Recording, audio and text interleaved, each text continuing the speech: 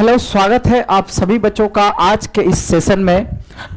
उम्मीद है आप सभी बच्चे परीक्षा की तैयारी कर रहे होंगे और आप सभी बच्चे स्वस्थ मस्त तंदुरुस्त होंगे और मन लगा करके पढ़ाई कर रहे होंगे। तो आज के सेशन में जो हम लोग पढ़ने वाले हैं क्लास 10th एनसीईआरटी बुक से हम लोग ज्योग्राफी चैप्टर नंबर 4 देखने वाले हैं, जिसका नाम क्या, परिवहन, संचार एवं व्यापार। ठीक है, इससे पहले का जो है 3 चैप्टर हम लोग कंप्लीटली अच्छे से देख चुके हैं। जो भी बच्चे हैं अगर नहीं देखे हैं तो उसको तो जाकर के प्लेलिस्ट में उसका लिंक दिया गया है, या तो फिर अगर आप ऐप यूज करते हैं तो उससे भी देख सकते हैं। ठीक है, तो चलिए सेशन को करते हैं स्टार्ट। संचार एवं व्यापार, परिवहन, संचार एवं व्यापार। देखो, क्या आपने कभी इस बात पर विचार किया है कि आपके गांव या शहर में जीवन की सभी आवश्यक वस्तुएं कहां से आती है और कैसे आती है? मतलब गांव में या शहर में जो कुछ भी सामान सब आता है, जो कुछ भी वस्तु हम लोग प्रयोग करते हैं, वो वस्तु कहां से आती है, ठीक है, और कैसे आती है, कहां से आती है और कैसे आती है? तो सब जो है परिवहन, संचार और व्यापार के कारण आता है। ठीक है, पंजाब में पैदा होने वाला गेहूं, जैसे पंजाब में अगर मान लो कि गेहूं उपज रहा हो, पश्चिम बंगाल में उपजने वाला चावल उपज रहा हो, ठीक है, धनबाद में खनन किया जाने वाला कोयला, महाराष्ट्र में पैदा होने वाला कपास, एवं आपके द्वारा लिखे जाने वाली चिट्ठियां एवं संदेश। जैसे गांव घर का आदमी जब बाहर रहता है तो गांव घर से पहले चिट्ठियां भेजा जाता था, अब तो खैर फोन है, चिट्ठियां भेजा जाता था। तो चिट्ठियां एवं संदेश दूसरे स्थान एवं लोगों तक कैसे पहुंचते हैं? तो मतलब कहने का यही हुआ कि अगर एक जगह से गेहूं को दूसरे शहरों में जाता है या गांव में आता है, या फिर चावल एक जगह से दूसरे जगह जाता है, या फिर कोयला, महाराष्ट्र से उत्पन्न कपास जो एक जगह से दूसरे जगह जाता है, चिट्ठी, ये सब कैसे जाता है एक दूसरे से, एक जगह से दूसरे जगह? तो ये सब किसका कारण है, किसके सहायता से? परिवहन, संचार एवं व्यापार की सहायता से। ये सब संभव हो पाता है परिवहन एवं संचार के साधन से। ये सब एक जगह से दूसरे जगह किसके द्वारा जाता है? परिवहन और संचार। परिवहन किसको बोलते हैं भाई? जैसे गाड़ी, घोड़ा, ट्रेन इत्यादि वगैरह चलता है, उसको हम क्या कर सकते हैं?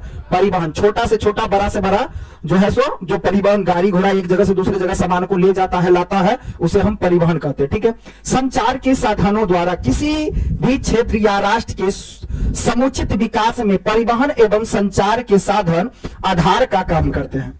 ठीक है, ये साधन उत्पादन एवं उपभोग अथवा मांग एवं आपूर्ति के बीच संबंध स्थापित करता है। कौन?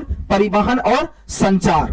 ठीक है, ये साधन जो है परिवहन और संचार का जो साधन है वो क्या करता है? जहां से वस्तु उत्पादन होता है और कस्टमर के पास जो जाता है, ठीक है, जो उपयोग करता है, जहां भी मांग होती है, जहां पूर्ति किया जाता है, ये सब काम किसके सहायता से? परिवहन और संचार की सहायता से होता है। इसलिए इन्हें राष्ट्रीय अर्थव्यवस्था की जीवन रेखा भी कहा जाता है। ठीक है, इसलिए राष्ट्र का, किसी भी देश का जो अर्थव्यवस्था अच्छा बनता है उसमें परिवहन और संचार का भी महत्वपूर्ण योगदान होता है। अब ये परिवहन जो होता है वह कई प्रकार का होता है। ठीक है, परिवहन जो हो सकता है कई प्रकार का हो सकता है। तो एक जगह से वस्तुएं दूसरे जगह जो जाती है किसके सहायता से? परिवहन एवं संचार की सहायता से। परिवहन, ठीक है, एवं संचार की सहायता से। संचार, परिवहन पूछेगा, परिवहन किसे कहते हैं? तो जब एक जगह से दूसरे जगह किसी वस्तु या व्यक्ति को लाता है या ले जाता है तो उसे हम क्या कहते हैं? परिवहन। बात समझ में आया? संचार की सहायता से का मतलब क्या हुआ? जैसे हम ऑनलाइन कोई सामान करते हैं, आजकल जो कुछ भी जैसे फोन, टेलीफोन हो गया या कोई भी सामान ऑनलाइन करते हैं वो सब संचार सुविधा हो गया। परिवहन के प्रकार क्या हो सकते हैं? प्रकार, दो स्थानों के बीच आवागमन के लिए परिवहन साधन की आवश्यकता पड़ती है। मतलब एक स्थान से दूसरे स्थान तक जो सामान ले जाते हैं या लोगों को लाते हैं या कुछ भी काम करते हैं तो उसमें परिवहन की आवश्यकता होती है। ठीक है, वर्तमान समय में परिवहन एवं संचार के साधन सामाजिक आर्थिक व्यवस्था की धमनी माना जाता है। मतलब एक प्रकार के महत्वपूर्ण अंग माना जाता है जो हमारे विश्व को आकार देती है, उसे प्रभावित करती है तथा उससे खुद भी प्रभावित होती है। भारत में परिवहन के लिए सड़क मार्ग, अब परिवहन जो एक जगह से दूसरी जगह ले जाएगा तो सब सुविधा होना चाहिए ना भाई, तो इसके लिए क्या बना हुआ है? सड़क बना हुआ है, रेल मार्ग बना हुआ है, जल मार्ग बना हुआ है, वायु मार्ग बना हुआ है, पाइपलाइन की सुविधा है। मतलब क्या, एक जगह से दूसरे जगह बस ट्रक इत्यादि वगैरह से जो ले जाता है तो उसको सड़क परिवहन कहते हैं। रेल मार्ग जो ट्रेन के द्वारा मालों को ले जाया जाता है, लाया जाता है, तो रेल मार्ग। जल मार्ग से भी मालों को उतारा, जैसे जैसे नदी, तालाब, झील इत्यादि वगैरह जो होता है, ठीक है, वहां जो है जल, जैसे पानी जहाज हम कह सकते हैं, ठीक है, जल मार्ग। वायु जो हवाई जहाज ऊपर से चलता है, ठीक है। पाइपलाइन, जैसे पाइपलाइन बिछा हुआ है, पाइपलाइन के जरिए जो है सो क्या है, एक जगह से दूसरे जगह गैसों का, तेलों का, कई चीजों का, पानियों का जो है सो आदान प्रदान किया जाता है, ठीक है। तो ये सब हो गया क्या, परिवहन के अलग अलग साधन, अलग अलग प्रकार, ठीक है। पहाड़ी क्षेत्रों में आने वाले, अब ऐसे कहेगा परिवहन के कोई 3 प्रकार बता दो, तो क्या लिखेंगे, सड़क मार्ग, रेल मार्ग, जल मार्ग, वायु मार्ग, कुछ इस तरह से, ठीक है। पहाड़ी क्षेत्रों में आने वाले के लिए विशेषकर पर्यटन, पर्यटन मतलब पर्यटन किसको बोलते हैं, पर्यटन को बोलते हैं जैसे कि कोई आकर्षक स्थल जहां लोग घूमने फिरने देखने के लिए जाता है, जैसे होता है ना भाई। अब जैसे मान लो कि कहीं जगह है, जैसे दिल्ली का लाल किला है, आदमी जाता है घूमने के लिए, तो वो क्या हो गया, पर्यटन स्थल। पर्यटन स्थल का मतलब हुआ कुछ भव्य स्थान जहां लोग जाता है घूमने फिरने देखने के लिए। बात समझ में आया। की दृष्टि से कई जगहों पर रज्जु मार्ग का विकास भी देखा जाता है, ठीक है। देखो परिवहन का जो प्रकार है क्या है, सड़क मार्ग, रेल मार्ग, जल मार्ग, वायु मार्ग, पाइपलाइन। तो इसमें सड़क मार्गों के द्वारा क्या किया जाता है, बस, ट्रक, टेम्पो इत्यादि, जो कार इत्यादि वगैरह जो चलता है, जो आदमी को भी ले जाता है और कुछ सामान को भी ले जाता लाता है। रेल मार्ग भी बता ही दिए, ठीक है। रेल मार्गों के द्वारा भी आदमी को ले जाया जाता है, लाया जाता है, और वस्तुओं को भी ले जाया जाता है, लाया जाता है। जल मार्ग, वायु मार्ग और पाइपलाइन। पाइपलाइन क्या होता है भाई, पाइपलाइन के जरिए क्या ले जाया जाता है, पानी, एक जगह से दूसरे जगह जो जाता है, किसके जरिए, पानी के, पाइपलाइन के जरिए, ठीक है। सड़क मार्ग, देखो बारीकी से दिया है सड़क मार्ग के बारे में। सड़क मार्ग परिवहन का सबसे सामान्य और सुलभ एवं सुगम साधन है, मतलब सबसे ज्यादा तो चलने वाला क्या है, सड़क। सड़क मार्ग पर ज्यादा ही काम होता है, ठीक है। तो सड़क मार्ग परिवहन सबसे सामान्य और सुलभ और सुगम साधन है। इसका उपयोग हर एक व्यक्ति अपने जीवन काल में अवश्य ही करता है। मतलब कहने का कि कोई व्यक्ति अभी तक जो है हवाई जहाज पर चढ़ा हो न चढ़ा हो, लेकिन सड़क वाले सेवा पर परिवहन से जरूर जाता है, आता है। आप भी प्रतिदिन अपने घर से विद्यालय आने के लिए सड़क मार्ग का ही उपयोग करते हैं भाई, हेलीकॉप्टर से नहीं आता भाई तुम लोग, ठीक है। लगभग 33 लाख किलोमीटर लंबी सड़कें साथ भारत विश्व के सबसे अधिक सड़क जाल वाले देशों में स्थान रखता है। मतलब कहने का कि बहुत सारे देशों का जो नाम है जहां पर सड़क सुविधा ज्यादा है, तो उसमें से एक भारत भी जो है रहा है, ठीक है। अब ग्रैंड ट्रंक रोड देश की सबसे पुरानी सड़क है। शेरशाह सूरी के द्वारा, शेरशाह सूरी ये बहुत पुराना चीज है, ठीक है, हिस्ट्री में इस सब का जो है तो ज्यादा विख्यात है। शेरशाह सूरी द्वारा निर्मित इस सड़क का कोलकाता से अमृतसर तक का भाग भारत में पड़ता है। मतलब पूछेगा कि ग्रेट ट्रंक रोड का निर्माण सबसे पहले किसने करवाया था, शेरशाह सूरी ने। कहां से कहां, कोलकाता से अमृतसर के लिए। इंपोर्टेंट क्वेश्चन है, अगर भारी करना रहेगा क्वेश्चन तो यह क्वेश्चन सब दे देता है, क्योंकि लगेगा बच्चे को कि भाई सब क्वेश्चन कहां पूछने वाला है, ठीक है, इस सबको पढ़ता भी नहीं है उतना, ठीक है। दूसरी, आजकल इसे अमृतसर से दिल्ली तक राष्ट्रीय राजमार्ग संख्या 1 NH1 जिसको बोल सकते हैं, आजकल जो है अमृतसर से दिल्ली तक की, ठीक है, राजमार्ग संख्या 1 NH1 तथा दिल्ली से कोलकाता तक राष्ट्रीय राजमार्ग संख्या 2 के नाम से भी जाना जाता है। पहले जो बना था कोलकाता से अमृतसर तक बना ही था, अब दिल्ली इत्यादि वगैरह को भी जोड़ दिया है। अमृतसर से कारगिल होते हुए लेह तक जाने वाली सड़क को राष्ट्रीय राजमार्ग संख्या 1A कहा जाता है, ठीक है। भारत में सड़कों का विकास, भारत में सड़कों के विकास का आरंभ प्रमाण हड़प्पा एवं मोहनजोदड़ो की सभ्यता में मिलते हैं, ठीक है। अब देखो ये बात बहुत पहले की है, ठीक है, बहुत पहले की है। हड़प्पा और मोहनजोदड़ो का जो खोज हुआ था, ये जगह है 11वीं में, हम लोग 11वीं 12वीं में तुम लोग पढ़ेगा, 12वीं में जाकर के इस सब चीज के बारे में हिस्ट्री में पढ़ेगा। हड़प्पा सभ्यता, सिंधु सभ्यता, इसकी खोज जो हुई थी 1921 ईस्वी में, ठीक है। मोहनजोदड़ो की खोज हुई थी 1922 ईस्वी में, ठीक है। तो कहने का मतलब इसका जो खोज जिस समय में हुआ था उस समय की बात है कि भारत में सड़कों का विकास जो है आज से नहीं हो रहा है, बल्कि बहुत पहले से सिंधु सभ्यता, हड़प्पा सभ्यता के काल से ही ये सब होता आ रहा है, ठीक है। बुद्धकालीन शासकों ने भी सड़कों का निर्माण करवाया, ठीक है। बुद्धकालीन यानी बुद्ध के काल में, ठीक है, महात्मा बुद्ध जो थे, ठीक है, महात्मा बुद्ध के काल में भी सड़कों का निर्माण करवाया गया था, ठीक है। 1857 ईस्वी में प्रथम स्वतंत्रता संग्राम के बाद रेल मार्ग के पूरक के रूप में सड़कों का विकास अंग्रेज शासकों ने किया। ठीक है, यही नहीं, स्वतंत्रता से पहले देश में सड़कों के विकास के लिए नागपुर सड़क योजना के तहत उल्लेखनीय प्रयास किए गए। परिमाणतः स्वतंत्रता प्राप्ति के समय देश में लगभग 42 लाख किलोमीटर कच्ची एवं 1.46 लाख किलोमीटर लंबी पक्की सड़कें थी। उस समय की बात है, स्वतंत्रता से पहले, मतलब आजादी से पहले की बातें है। ठीक है, स्वतंत्रता प्राप्ति के बाद सड़कों के विकास पर, अगले आजादी के बाद जो है सड़कों के विकास पर अधिक मात्रा में ध्यान दिया गया।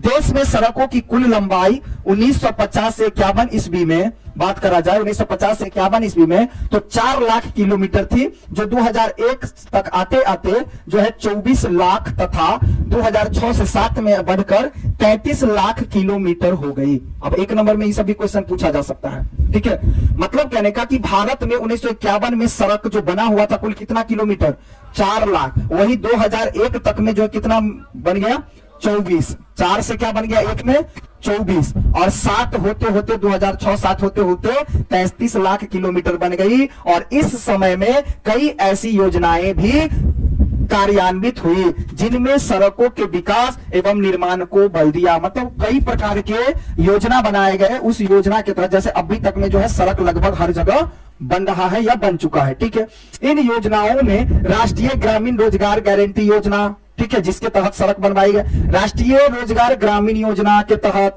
या स्वर्णिम चतुर्भुज सड़क परिवहन योजना, ठीक है, या फिर प्रधानमंत्री ग्रामीण सड़क योजना। मतलब इस सब योजना के तहत सड़कें बनाई जाती है। बात समझ में आ रहा है? तो सड़क बनाए जाने वाली किसी 2 योजना का नाम बताओ, तो हम कह सकते हैं ग्रामीण रोजगार गारंटी योजना, दूसरा चतुर्भुज सड़क परियोजना, प्रधानमंत्री ग्रामीण सड़क योजना। ठीक है, योजना उल्लेखनीय है। इसके अलावा सांसद एवं विधायक, सांसदों के द्वारा, विधायकों के द्वारा कोटे से भी गांव एवं शहरों में मोहल्लों की छोटी छोटी सड़कें बनाई जाती है। मतलब अब देखो, ये सब योजना के तहत तो सड़क बनाया ही गया है और बनाया ही जा रहा है।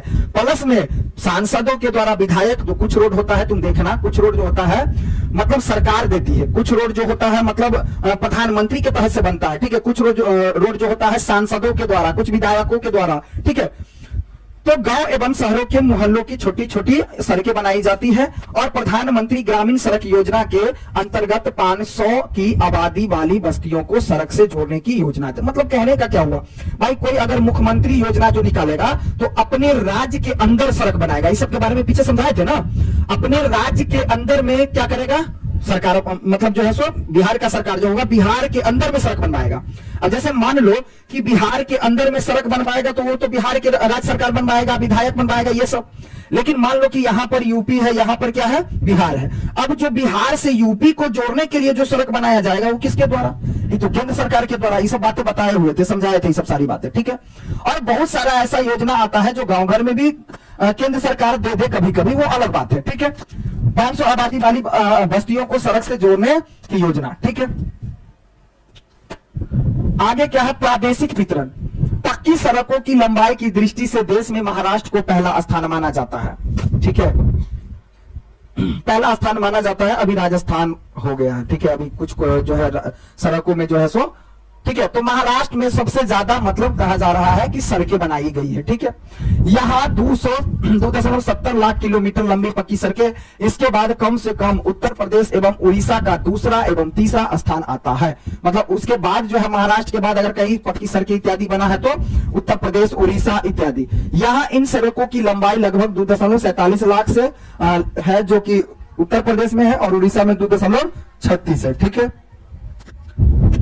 पक्की सड़कों की सबसे कम लंबाई वाला राज्य जो रहा है वो क्या रहा है भाई, लक्षद्वीप रहा है। 1 नंबर में आ सकता है क्वेश्चन, याद रख लेना। ठीक है, यहाँ मात्र 0.1 किलोमीटर लंबी पक्की सड़कें हैं। सड़कों के घनत्व की दृष्टि से केरल सबसे प्रथम स्थान पर आता है।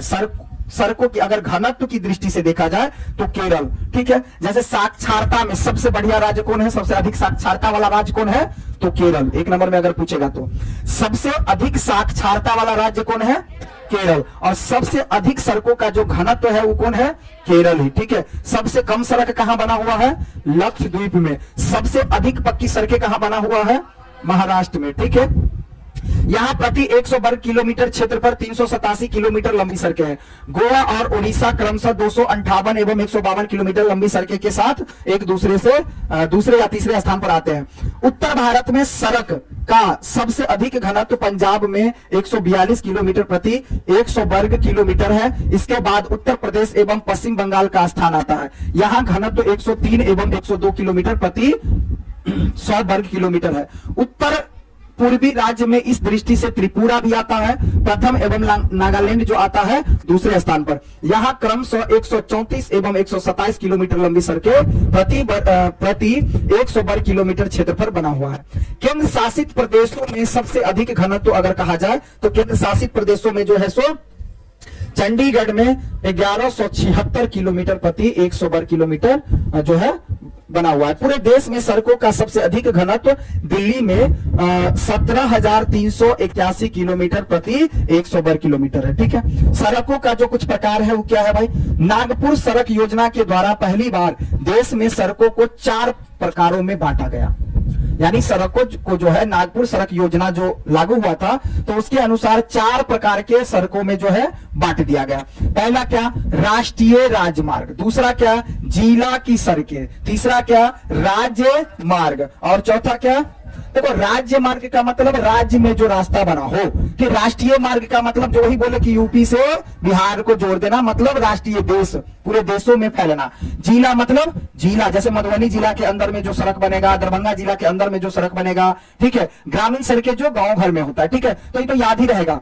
ये देश स्तर का हो गया। कौन स्तर का? राष्ट्रीय राजमार्ग देश स्तर का हो गया। एक राज्य को दूसरे राज्य से जोड़ेगा, दूसरे राज्य को तीसरे राज्य से जोड़ेगा। और राजमार्ग में क्या होगा? राजमार्ग में जो बिहार के अंदर चाहे यूपी के अंदर में, मतलब एक जैसे मान लो कि बिहार के अंदर दरभंगा से मधुबनी, मधुबनी से समस्तीपुर जाना है, वो बिहार के अंदर आता, तो उस सब के लिए जो बनेगा वो राज्य मार्ग हो गया। ठीक है, जिला सड़कें मतलब मधुबनी के अंदर में जितना भी गांव है सब एक गांव से दूसरे गांव में जाने के लिए जो सड़कें बनवाया जाता है।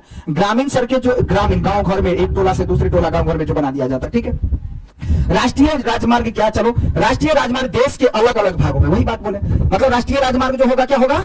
देश के अलग अलग भागों में। अब जैसे यहाँ एक राज्य से दूसरे राज्य को जोड़ेगा, दूसरे राज्य को तीसरे राज्य से जोड़ेगा, ऐसा काम करेगा। या हो सकता है एक देश को दूसरे देश से भी जोड़ दे। ठीक है, तो अलग अलग राज्य या प्रांत, प्रांत का मतलब वही राज्य हुआ, आपस में जोड़ने का काम करते हैं। ये देश के एक छोर से दूसरे छोर तक फैली होती है। इस दृष्टि से राष्ट्रीय राजमार्ग जैसे NH 7 उल्लेखनीय है। देश का यह सबसे लंबा राष्ट्रीय राजमार्ग है। ठीक है, वाराणसी, जबलपुर, नागपुर, हैदराबाद, बंगलुरु। ठीक है, देखो राष्ट्रीय राजमार्ग सबके बारे में बताया गया। ठीक है, थोड़ा फ्रेश उतना तो है ही नहीं। अब एवं भरदुई होते हुए कन्याकुमारी तक इस राजमार्ग की लंबाई जाती है। अब क्या है? 2369 किलोमीटर है। इन राजमार्ग के निर्माण एवं देखभाल का दायित्व किसके हाथ में रहेगा? केंद्र सरकार के हाथ में। मान लो राष्ट्रीय राजमार्ग जो बोले एक राज्य से दूसरे राज्य को, दूसरे राज्य से तीसरे राज्य को जो जोड़ने का काम करेगा सड़क, तो वो कौन बनाएगा? केंद्र सरकार बनाएगा। कौन बनाएगा? केंद्र सरकार। राज्य में जो सड़कें बनेगा वो कौन बनाएगा? राज्य का सरकार। ठीक है, तो पूछा जा सकता है राष्ट्रीय राजमार्ग का निर्माण मुख्य रूप से किसके द्वारा करवाया जाता है? केंद्र सरकार के द्वारा। ठीक है, देश में कुल 328 राष्ट्रीय राजमार्ग है, सॉरी 228, जिनकी कुल लंबाई जो है 66,590 किलोमीटर है। भारत की कुल सड़कों की लंबाई का यह मात्र 296। इस पर देश की प्रतिशत है। अच्छा, भारत की कुल सड़कों की लंबाई 2%। ठीक है, मात्र 2% है। इस मतलब भारत की कुल सड़कों की लंबाई का जो है, अच्छा हाँ, मतलब कहने का ये हुआ, बात किसका हो रहा है?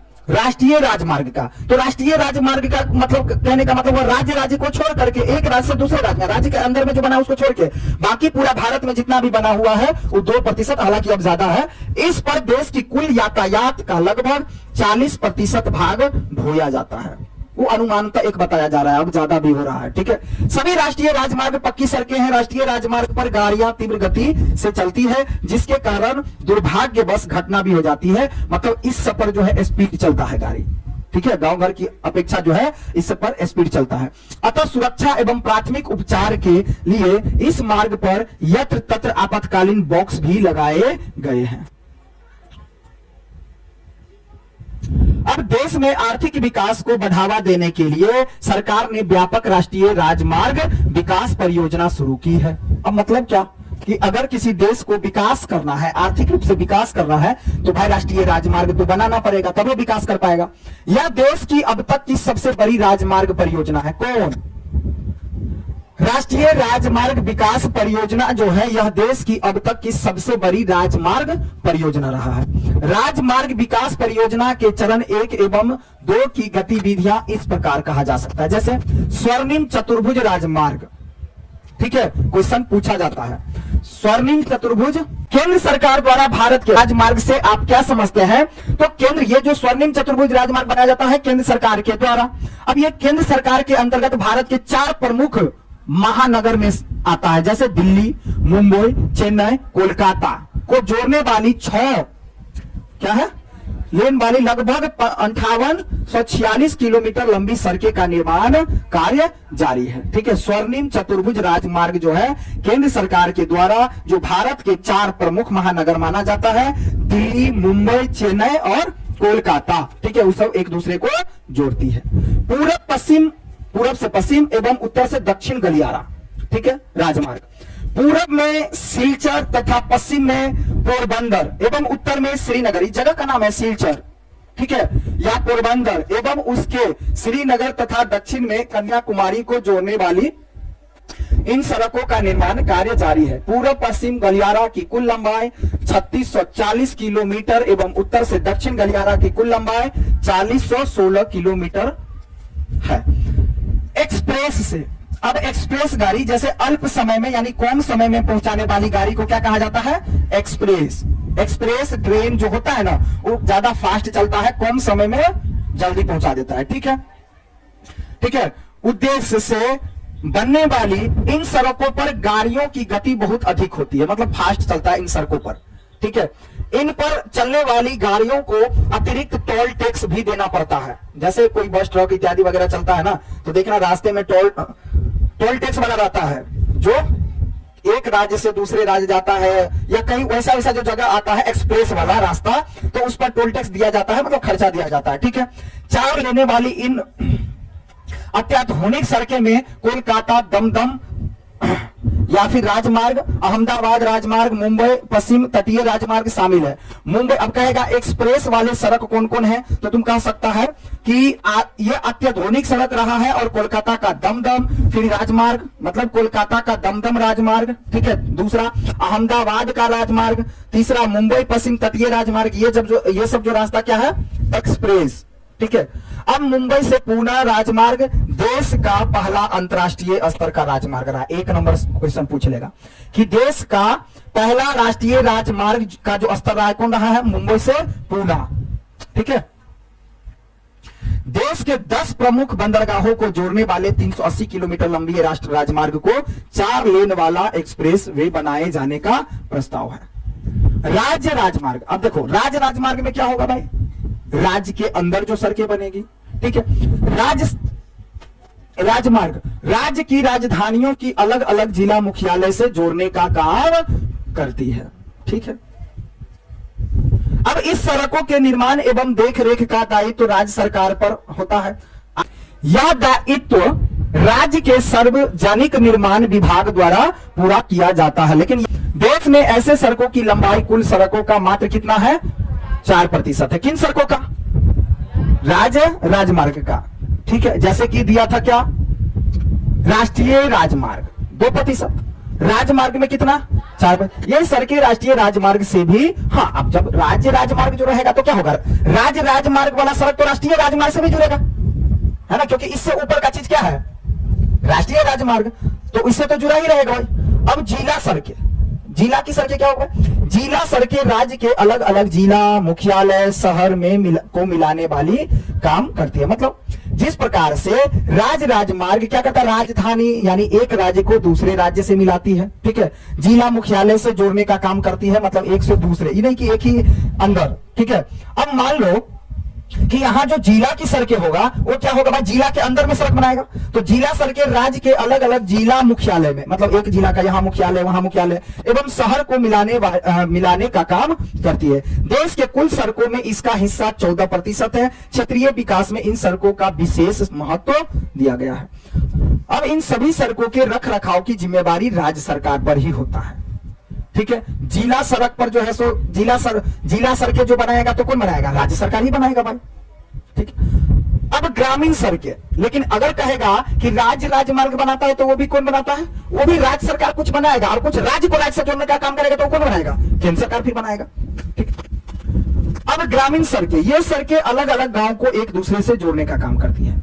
तो ऐसे पूछ लेगा तुमको कि जब अलग अलग सड़कें गांव को एक दूसरे गांव से जोड़ने का काम करती है तो उसे कौन सा सड़क कहते हैं, ग्रामीण सड़क। अगर जिला को एक दूसरे जिला से जोड़ने का काम करती है तो उसको क्या बोलेंगे हम, जिला स्तर का। जिला के अंदर में, जिला से जिला को एक जगह से दूसरे जगह जोड़ने का काम करेगा जिला से जिला।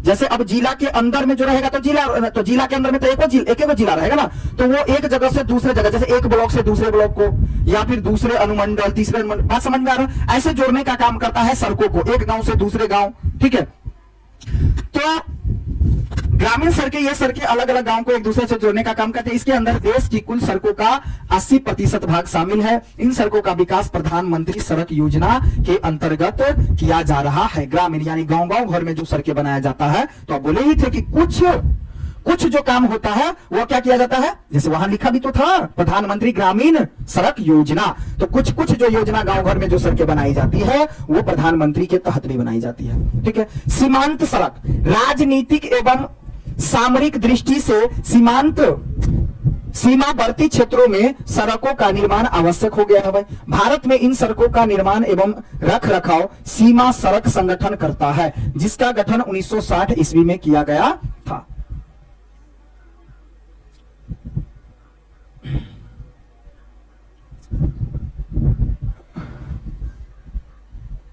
छूट रहा है क्या?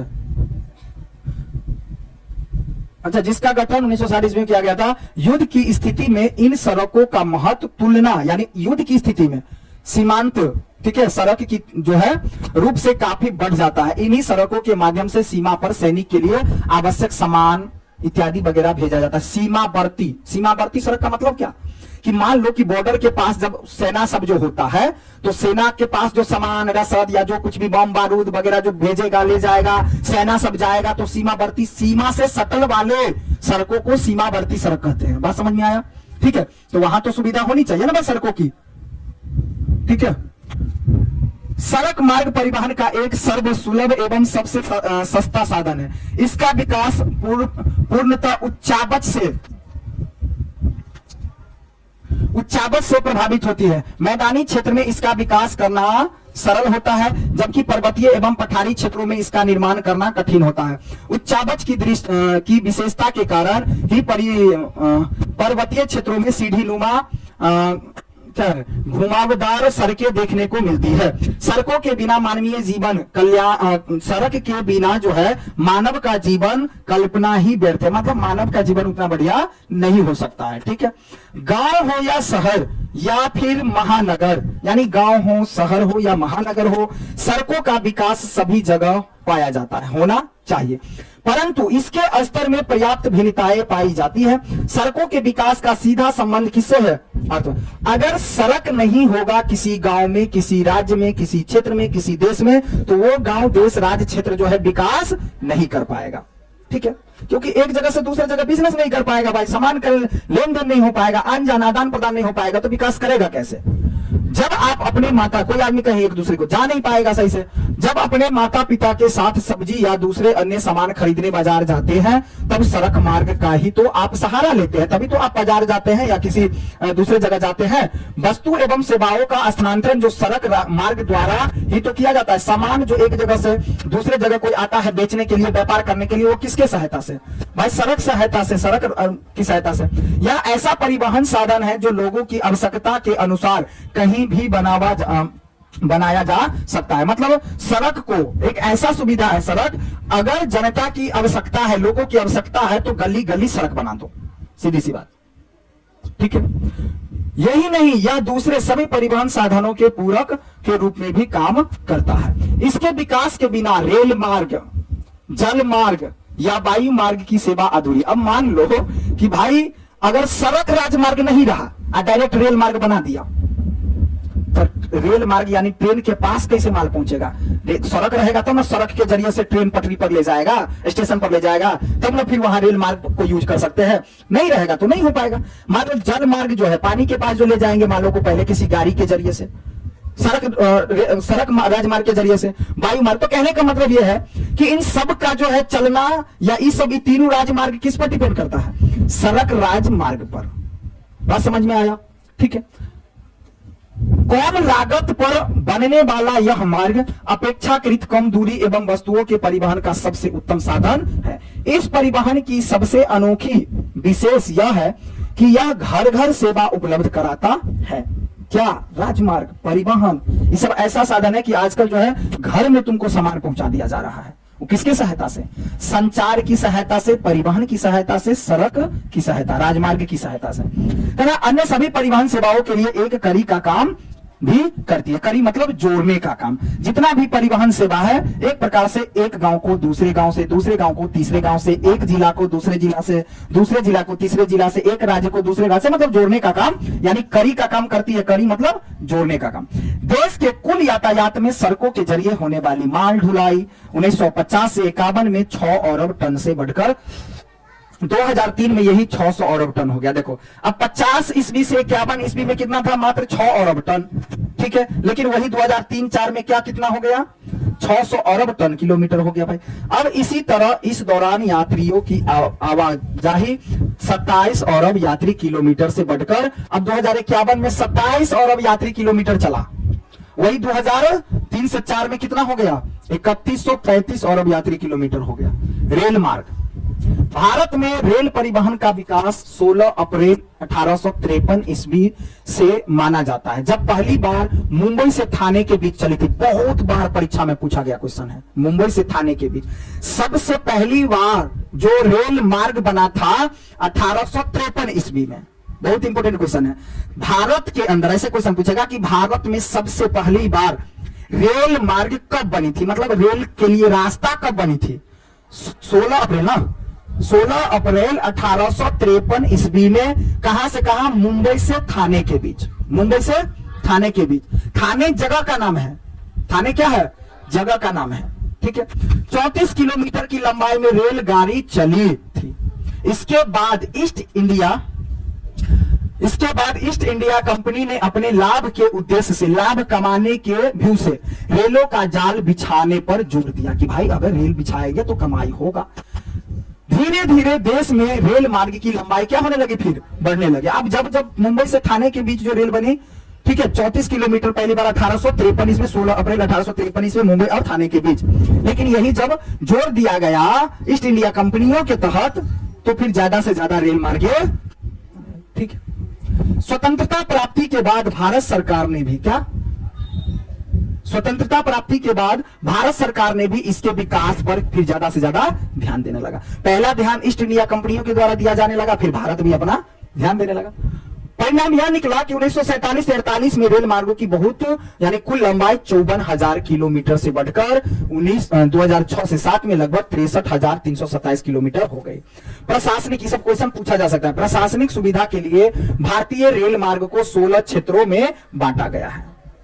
देश में सबसे बड़ा रेल मार्ग क्षेत्र उत्तर रेलवे तथा सबसे छोटा रेल मार्ग उत्तर पूर्वी सीमांत रेलवे है। ठीक है।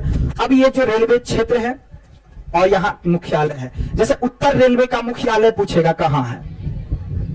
ठीक है। अच्छा, लो इस्पात कंपनी वाला भी क्वेश्चन शायद कल था। कहाँ? दुर्गापुर वाला जो दिया हुआ है, जो बोले थे कि इसमें से क्वेश्चन आएगा ही आएगा।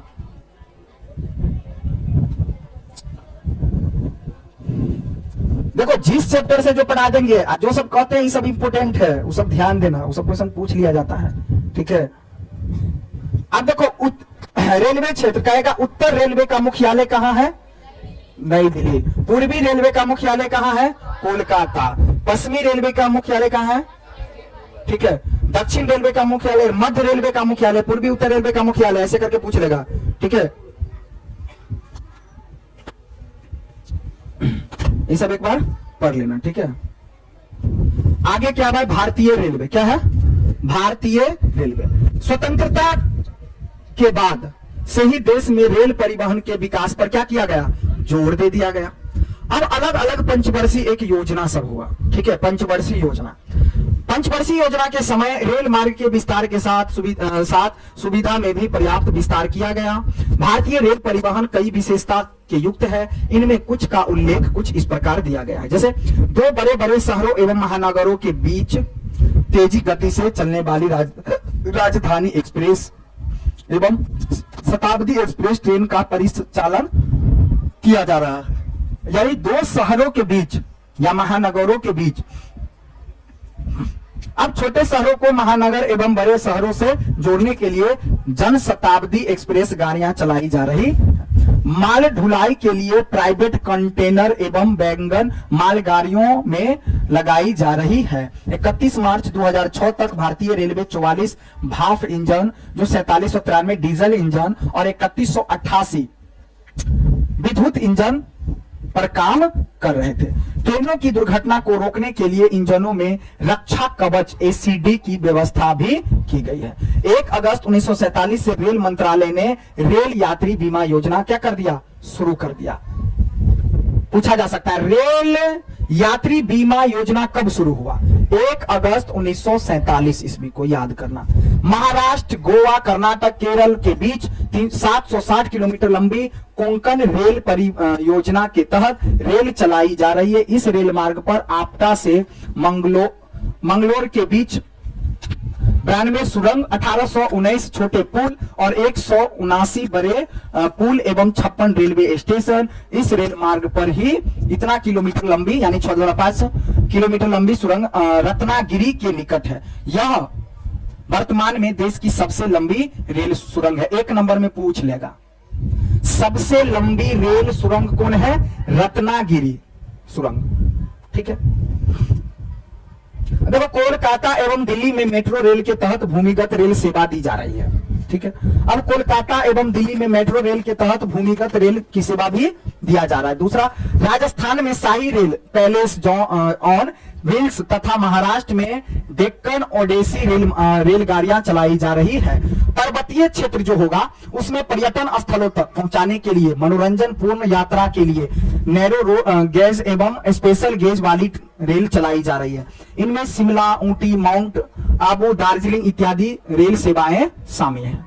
रेल संपत्तियों एवं रेल यात्रियों की सुविधा के लिए जीआरपी एवं आरपीएफ की व्यवस्था भी किया गया है। 31 मार्च 2007 तक भारतीय रेल मार्ग पास 6909 स्टेशन, 8153 रेल इंजन और 45,360 यात्री गाड़ियां एवं 1905 अन्य सवारी गाड़ियां भी उपलब्ध की गई थी। अब पूर्वी उत्तर राज्य में मेघालय एकमात्र ऐसा राज्य है जहां रेल मार्ग नहीं है। 1 नंबर में क्वेश्चन पूछ लेगा, कहां रेल मार्ग जो है सो नहीं है? मेघालय। यानी पूर्वी राज्य में जितना पूरब से उत्तर में जितने भी राज्य मिलता है सभी जगहों पर रेल मार्ग की सुविधा है, सिवाय किसके? मेघालय के, ठीक है। मेघालय 1 नंबर में चटका देगा क्वेश्चन। भारतीय रेल प्रणाली एशिया में सबसे बड़ी तथा विश्व की तीसरी बड़ी रेल प्रणाली है। भारतीय रेल प्रणाली जो है एशिया के अंदर जितने भी देश आते हैं, हम लोग किस में आते हैं? एशिया के अंतर्गत। तो एशिया में जितने भी देश है सबसे भारतीय रेल प्रणाली एशिया में सबसे बड़ी, विश्व की तीसरी बड़ी रेल प्रणाली है। अब विश्व की कैमा तीसरी नंबर पर है। किसने नंबर पर? तीसरी, याद रखें। विश्व की सबसे अधिक विद्युतीकृत रेल गाड़ियां रूस के बाद भारत में ही चलती है। भारतीय रेल की सबसे अनोखी विशेषता जीवन रेखा का चलाया जाना है। 16 जुलाई 1991 से चलने वाली यह रेलगाड़ी विश्व का पहला चलंत अस्पताल है, ठीक है। अब भारतीय रेल मार्ग के प्रमुख गेज, जो कुछ गेज के बारे में दिया है। रेल लाइन गेज, बड़ी लाइन यानी मीटर लाइन या छोटी लाइन, कितना क्या है, कहां सब दिया है।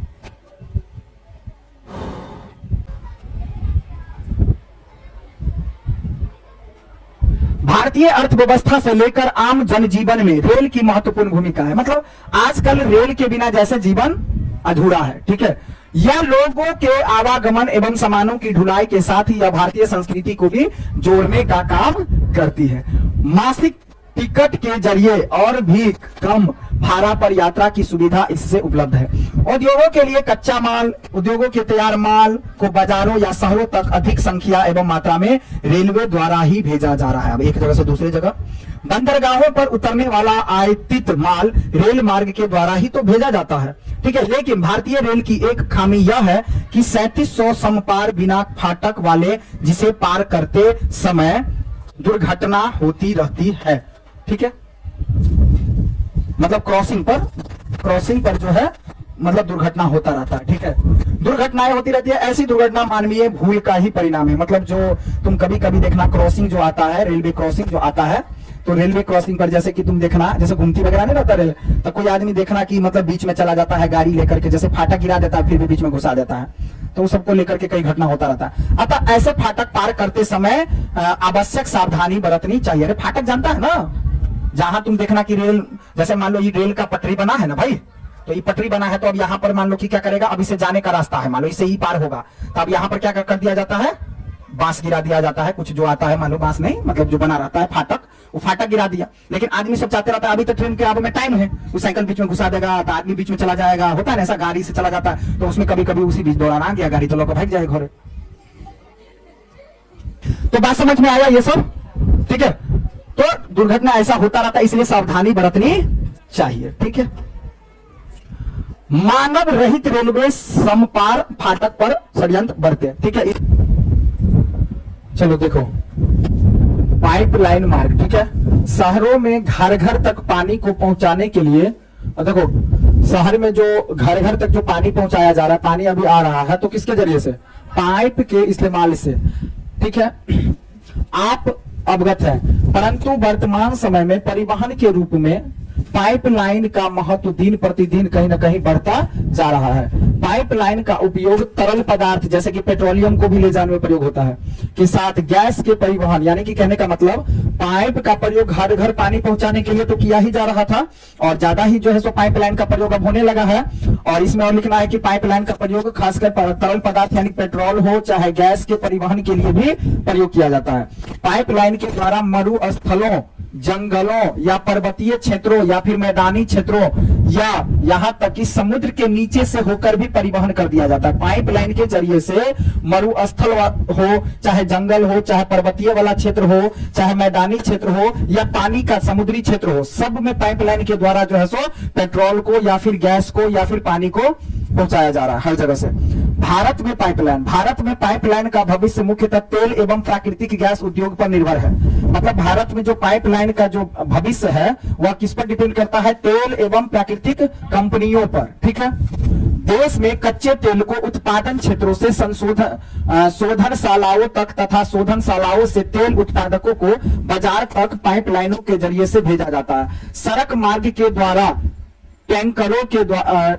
तेल टैंकरों के द्वारा भी बाजारों तक भेजा जाता है। शोधनशालाओं में कच्चे तेल से प्राप्त अलग अलग उत्पादों, मोटर गैसोलीन या फिर नेफ्ट या केरोसिन तेल, वायुयान तेल, ठीक है, या हवाई स्पीड डीजल या लाइट डीजल, मतलब कहने का कि हर एक चीजों का है ना, फर्नेस या फिर तेल या ल्यूब ऑयल इत्यादि को पाइपलाइनों की सहायता से ही एक स्थान से दूसरे स्थानों तक भेजा जाता है, ले जाया जाता है। आजकल ठोस पदार्थों जैसे कि खनिज को तरल अवस्था में परिवर्तित कर पाइपलाइन द्वारा ले जाया जाता है, ठीक है।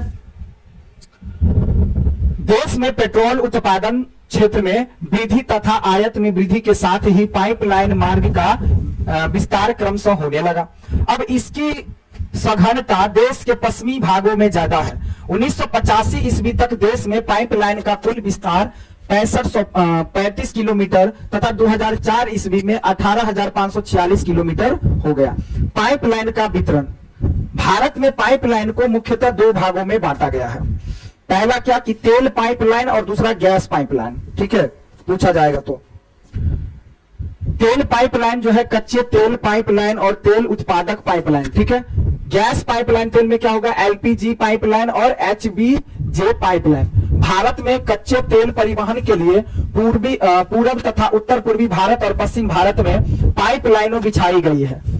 पूर्वी तथा उत्तर पूर्वी भारत में यह डिगबोई से बरौनी, हल्दिया, तक है, जिसे पारादीप तक बढ़ाया जाना है। पश्चिम में एक पाइपलाइन कांडला अजमेर होते हुए पानीपत तक एवं जामनगर से चाकसू तक, चाकसू से यह पानीपत एवं मथुरा तक 2 भागों में बांटा गया है।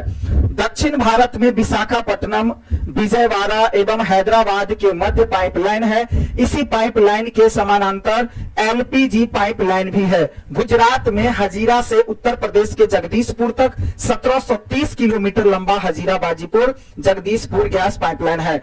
इसे ही एचबीजे गैस पाइपलाइन कहा जाता है। भारतीय गैस प्राधिकरण लिमिटेड गेल देश में लगभग 4500 किलोमीटर लंबे गैस पाइपलाइन का संचालन करता है। अब पेट्रोलियम उत्पादों के वितरण की दृष्टि से गुवाहाटी या सिलीगुड़ी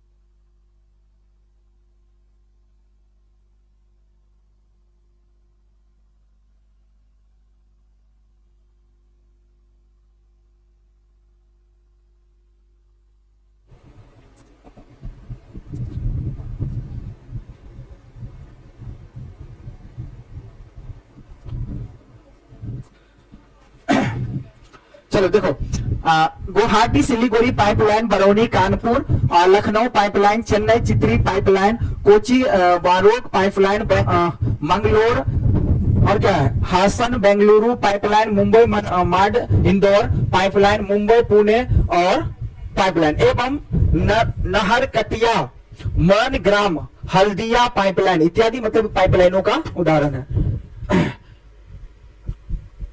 हाँ, क्या आप जानते हैं कि पाइपलाइन बिछाने के पहले स्टील पाइपलाइन को बिटुमिन की एक परत से ढक दिया जाता है, फिर उसके ऊपर ग्लास फाइबर की परत चढ़ा दी जाती है। इससे पाइप के जंग से क्या करता है, बचाता है, रक्षा करता है। अब उल्लेखनीय है कि देश का सबसे बड़ा उत्पादक पाइपलाइन जाल नहर कटिया गुवाहाटी सिलीगुड़ी बरौनी कानपुर राजबंद मोनग्राम हल्दिया पाइपलाइन इत्यादि है। ठीक है, देखो ये क्वेश्चन पूछा जा सकता है, देश का सबसे बड़ा उत्पादक पाइपलाइन जो जाल है कहाँ है, नरकटिया गुवाहाटी सिलीगुड़ी बरौनी, सब नाम याद रख लेना 2-4 को। ठोस पदार्थों के परिवहन की दृष्टि से कुंद्रेमुख मंगलोर और पाइपलाइन लौह अयस्क के लिए उदयपुर जिला स्थित महन की खानों से देवारी प्रगलन कारखाना तक रॉक पासपोर्ट सांद्र के परिवहन के लिए पाइपलाइन प्रसिद्ध है। वायु मार्ग, अपने गांव में या शहर में ऊपर आकाश में हवाई जहाज को उड़ते हुए अवश्य देखा होगा। देखो वायु मार्ग कैसे होता है, कैसे उड़ता है, उड़ते हुए अवश्य देखा होगा। वायु मार्ग के जरिए परिवहन का यह सबसे तीव्र, परिवहन का यह सबसे मतलब 1 नंबर में पूछ लेगा कहीं कि सबसे तेज गति से चलने वाला जो मार्ग है कौन है, वायु मार्ग। ठीक है, सबसे तीव्र, आधुनिक एवं महंगा साधन है। महंगा मतलब पैसा भी इसमें ज्यादा लगता है, ठीक है, और मॉडर्न जमाना का साधन है। ठीक है, लंबी दूरी की आरामदायक एवं सुखद यात्रा कम समय में इसके द्वारा संभव है। भारत में वह अलग अलग राजधानी शहरों, मेगा शहरों, औद्योगिक एवं वाणिज्यिक केंद्रों को एक दूसरे से जोड़ने का काम करता है। देश में इस परिवहन का उपयोग अलग अलग रूपों में किया जाता है। भारत में वायु परिवहन, देश में वायु परिवहन का आरंभ 1911 ईस्वी में इलाहाबाद से नैनी के बीच हुआ था। क्वेश्चन पूछा जा सकता है, मतलब पहली बार भारत में जो वायु परिवहन का आरंभ हुआ था, कब हुआ था, 1911 ईस्वी में। कहां से कहां तक, इलाहाबाद से नैनी के बीच, जो 10 किलोमीटर की छोटी सी दूरी के उड़ान से हुआ था पहली बार।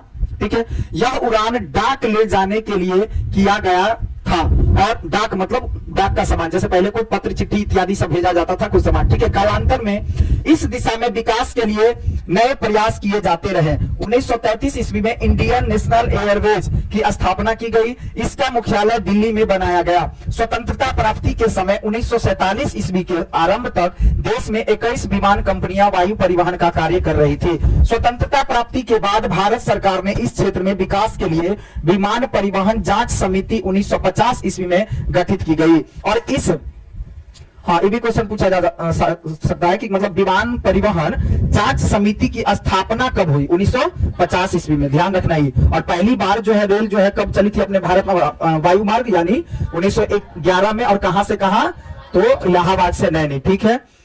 1953 ईस्वी में वायु परिवहन का जो है राष्ट्रीयकरण कर दिया गया, ठीक है। यह भी क्वेश्चन इंपोर्टेंट है कि 1953 ईस्वी में वायु परिवहन का राष्ट्रीयकरण कब हुआ, तो 1953 ईस्वी में। इसके बाद आंतरिक या घरेलू वायु परिवहन सेवा का भार इंडियन एयरलाइंस तथा अंतर्राष्ट्रीय वायु परिवहन सेवा का भार एयर इंडिया को सौंपा गया। साथ ही भारतीय विमान निगम का मुख्यालय नई दिल्ली में बनाया गया, ठीक है। भारतीय विमान निगम का मुख्यालय कहां स्थित है, ध्यान देना। भारतीय विमान, भारत के विमान निगम का मुख्यालय कहां पर है, तो नई दिल्ली। विमान का जो है मुख्यालय कहां पर है, तो नई दिल्ली में, ठीक है।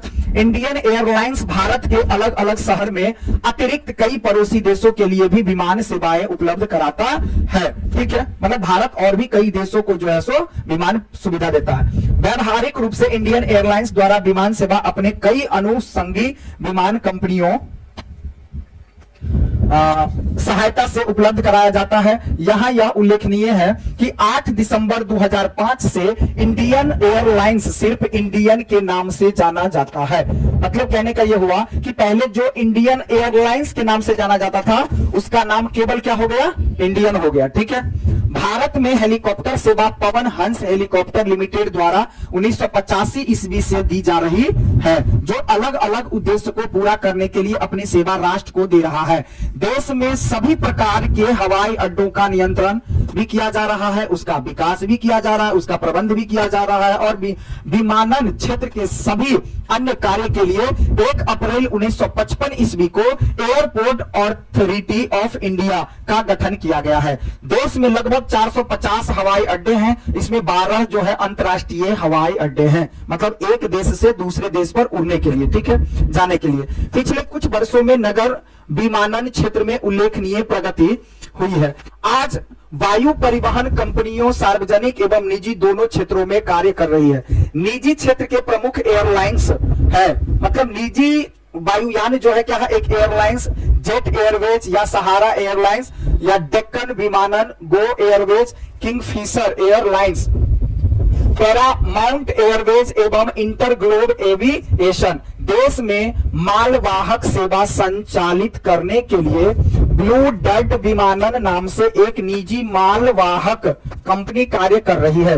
उन घरेलू सेवाओं के अतिरिक्त 86 ऐसी कंपनियां हैं जिसके पास गेट निर्धारित उड़ानों को संचालित करने का परमिट ले रखा है।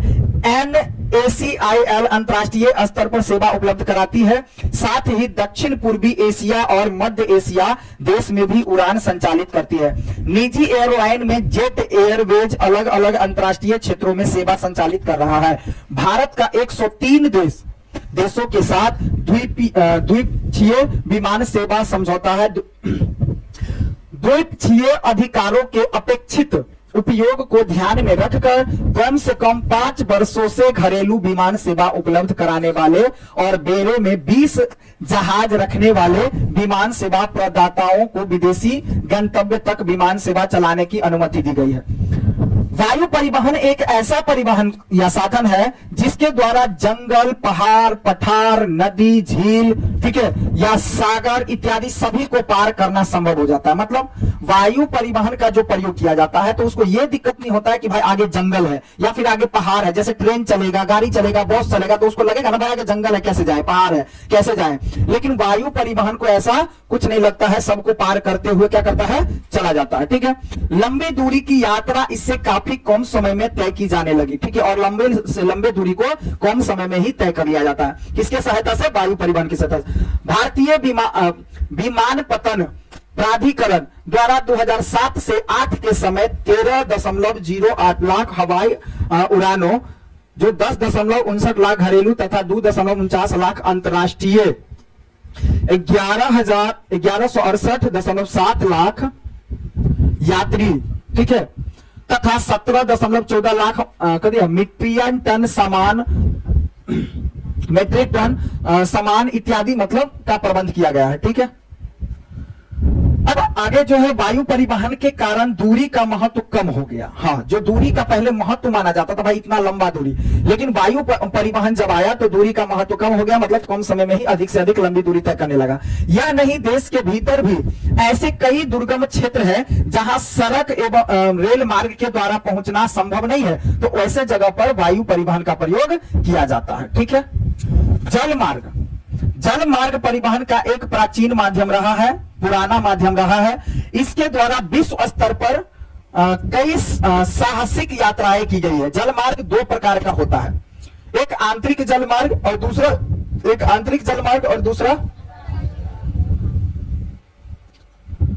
अंतरराष्ट्रीय जल मार्ग। मतलब आंतरिक मतलब जो अपने देश के अंदर का जल मार्ग हो। एक जल मार्ग कैसा? अंतरराष्ट्रीय जल मार्ग, जो एक देश से दूसरे, एक क्षेत्र से दूसरे क्षेत्रों में। भारत में लगभग 14,500 किलोमीटर लंबे 9 संचालन मार्ग है, जिससे प्रति वर्ष लगभग 5 करोड़ टन माल की ढुलाई की जाती है। आंतरिक जल मार्ग के अंदर मुख्य रूप से नदियों, नहरों तथा झीलों का उपयोग किया जाता है। भारत का आंतरिक जलमार्ग पिछड़े किंतु विकासशील अवस्था में है। भारत में पहली बार 1806 ईस्वी में दक्षिण भारत में बकीघम नहर बनाकर इसे कन्नौर नहर से मिलते हुए गोदावरी और कृष्णा नदी से जोड़ा गया तथा 720 किलोमीटर लंबा जलमार्ग बनाया गया। बाद में इसे 40 किलोमीटर बढ़ाकर पुलिकट झील से जोड़ दिया गया। स्वतंत्रता प्राप्ति के बाद 1952 ईस्वी में केंद्र सरकार द्वारा गंगा ब्रह्मपुत्र जल परिवहन बोर्ड की स्थापना की गई। क्वेश्चन पूछा जा सकता है, यानी केंद्र सरकार के द्वारा गंगा ब्रह्मपुत्र जल परिवहन बोर्ड कब स्थापित किया गया? तो 1952 ईस्वी में। जिसके कुछ इंपोर्टेंट बात सब आता है तो पटाख से लिख लिया करो। ठीक है। अब देखो, अंतर्गत असम, पश्चिम बंगाल, बिहार एवं उत्तर प्रदेश को रखा गया है। अब 1960 ईस्वी में इस बोर्ड द्वारा गंगा नदी में यातायात के सर्वेक्षण का सुझाव दिया गया है। 1975 ईस्वी में इस दृष्टि से जहाज रानी एवं परिवहन मंत्रालय द्वारा फरक्का से इलाहाबाद तक गंगा नदी में सर्वेक्षण किया गया। अब कालांतर में 27 अक्टूबर 1986 ईस्वी को भारतीय अंतर्देशीय जलमार्ग प्राधिकरण की स्थापना की गई। इससे राष्ट्रीय जलमार्ग के विकास, रख रखाव और नियम की जिम्मेदारी भी सौंप दी गई। यह अंतर्देशीय जलमार्ग के विकास से संबंधित मामलों में केंद्र तथा राज्य सरकार को सलाह भी देता है। इसका मुख्यालय नोएडा एवं क्षेत्रीय कार्यालय पटना, कोलकाता, गुवाहाटी एवं कोच्चि में तथा शाखा कार्यालय इलाहाबाद, वाराणसी, भागलपुर, फरक्का एवं कोल्लम में है। भारत के 5 आंतरिक जलमार्गों को राष्ट्रीय जलमार्ग घोषित कर दिया गया। और ये जलमार्ग कौन है? तो भाई देखो, राष्ट्रीय जलमार्ग संख्या 1, मतलब भारत के 5 जलमार्ग को राष्ट्रीय जलमार्ग घोषित कर दिया। तो कौन कौन राष्ट्रीय जलमार्ग? राष्ट्रीय जलमार्ग 1 है जो यह इलाहाबाद से हल्दिया के बीच 1620 किलोमीटर की लंबाई में है। अब पूछ लेगा राष्ट्रीय जलमार्ग संख्या 1 कहां से कहां, यानी कितना, मतलब किसके बीच है? तो इलाहाबाद से हल्दिया के बीच कितना किलोमीटर की दूरी है? 1620। ठीक है, ऐसे पूछा जा सकता है। राष्ट्रीय जलमार्ग संख्या 2, ठीक है, कहां से कहां? तो सदिया से घुबरी तक, जो कि 891 किलोमीटर की लंबाई में ब्रह्मपुत्र नदी में विकसित होती है। इसका उपयोग भारत और बांग्लादेश साझेदारी में करते हैं। ठीक है। राष्ट्रीय जलमार्ग 3 का संबंध किससे है? कैसे, मतलब क्या दूरी है? कोल्लम से कोट्टापुरम, जो 205 किलोमीटर लंबा है। ई देखो, ऐसे करके ही पूछेगा क्वेश्चन कि राष्ट्रीय जलमार्ग एक संख्या में कहां से कहां तक कितना किलोमीटर है, ऐसे करके पूछ लेगा। ठीक है। चंपाकारा तथा उद्योग मंडल नहरों सहित पश्चिम तट नहर में विकसित होती है। अब राष्ट्रीय जलमार्ग संख्या 4 जो है गोदावरी कृष्णा नदी के सहारे 1095 किलोमीटर में फैला जलमार्ग है। पुडुचेरी काकीनाडा नहर के सहारे यह जलमार्ग आंध्र प्रदेश, तमिलनाडु एवं पुडुचेरी में फैला हुआ है। राष्ट्रीय जलमार्ग संख्या 5, यह जलमार्ग उड़ीसा राज्य में ईस्ट कोस्ट कनाल, मताई नदी, ब्राह्मणी नदी एवं महानदी डेल्टा के सहारे 623 किलोमीटर की लंबाई में विकसित की जा रही है। अब इस प्रमुख राष्ट्रीय जलमार्ग जो 5 था, जलमार्ग के अतिरिक्त गोवा में 555 किलोमीटर, गुजरात में 320 किलोमीटर तथा कर्नाटक में भी आंतरिक जलमार्ग का विकास किया गया है। लेकिन इस सब आंतरिक जलमार्ग का जो है राष्ट्रीय लेवल पर दर्जा नहीं दिया गया है। भारतीय अंतर्देशीय जलमार्ग प्राधिकरण द्वारा कुछ अन्य मार्गों को भी राष्ट्रीय जलमार्ग का दर्जा देने का प्रस्ताव रखा गया है, लेकिन अभी किया नहीं है। वो देश में अंतर्राष्ट्रीय जल परिवहन क्षेत्र के समग्र विकास के लिए जरूरी है कि राष्ट्रीय जलमार्गों के साथ साथ अन्य सहायक जलमार्गों का भी विकसित किया जाए। अंतर्राष्ट्रीय जल परिवहन और व्यापार के क्षेत्र में भारत और बांग्लादेश के बीच संधि, इसके तहत किसी एक देश के जहाज निर्धारित जलमार्गों से दूसरे देश में जा सकते हैं। राष्ट्रीय अंतर्देशीय नौवहन संस्थान पटना में फरवरी 2004 से कार्यरत है। राष्ट्रीय महत्व का यह संस्थान देश में अपनी तरह का पहला संस्थान है। यहाँ से प्रशिक्षणार्थी जहाज कर्मी प्रशिक्षण प्राप्त करते हैं, यानी सीखते हैं। अंतर्राष्ट्रीय जलमार्ग की दृष्टि से भारत के पास लगभग 517 किलोमीटर लंबा समुद्री तट उपलब्ध है, जिसके सहारे कितने हैं? अच्छा 7500 है ना, 7517 किलोमीटर लंबा समुद्री उपलब्ध है, जिसके सहारे 12 बड़े और 200 छोटे बंदरगाह विकसित हुआ है। देश का लगभग 996 है ना,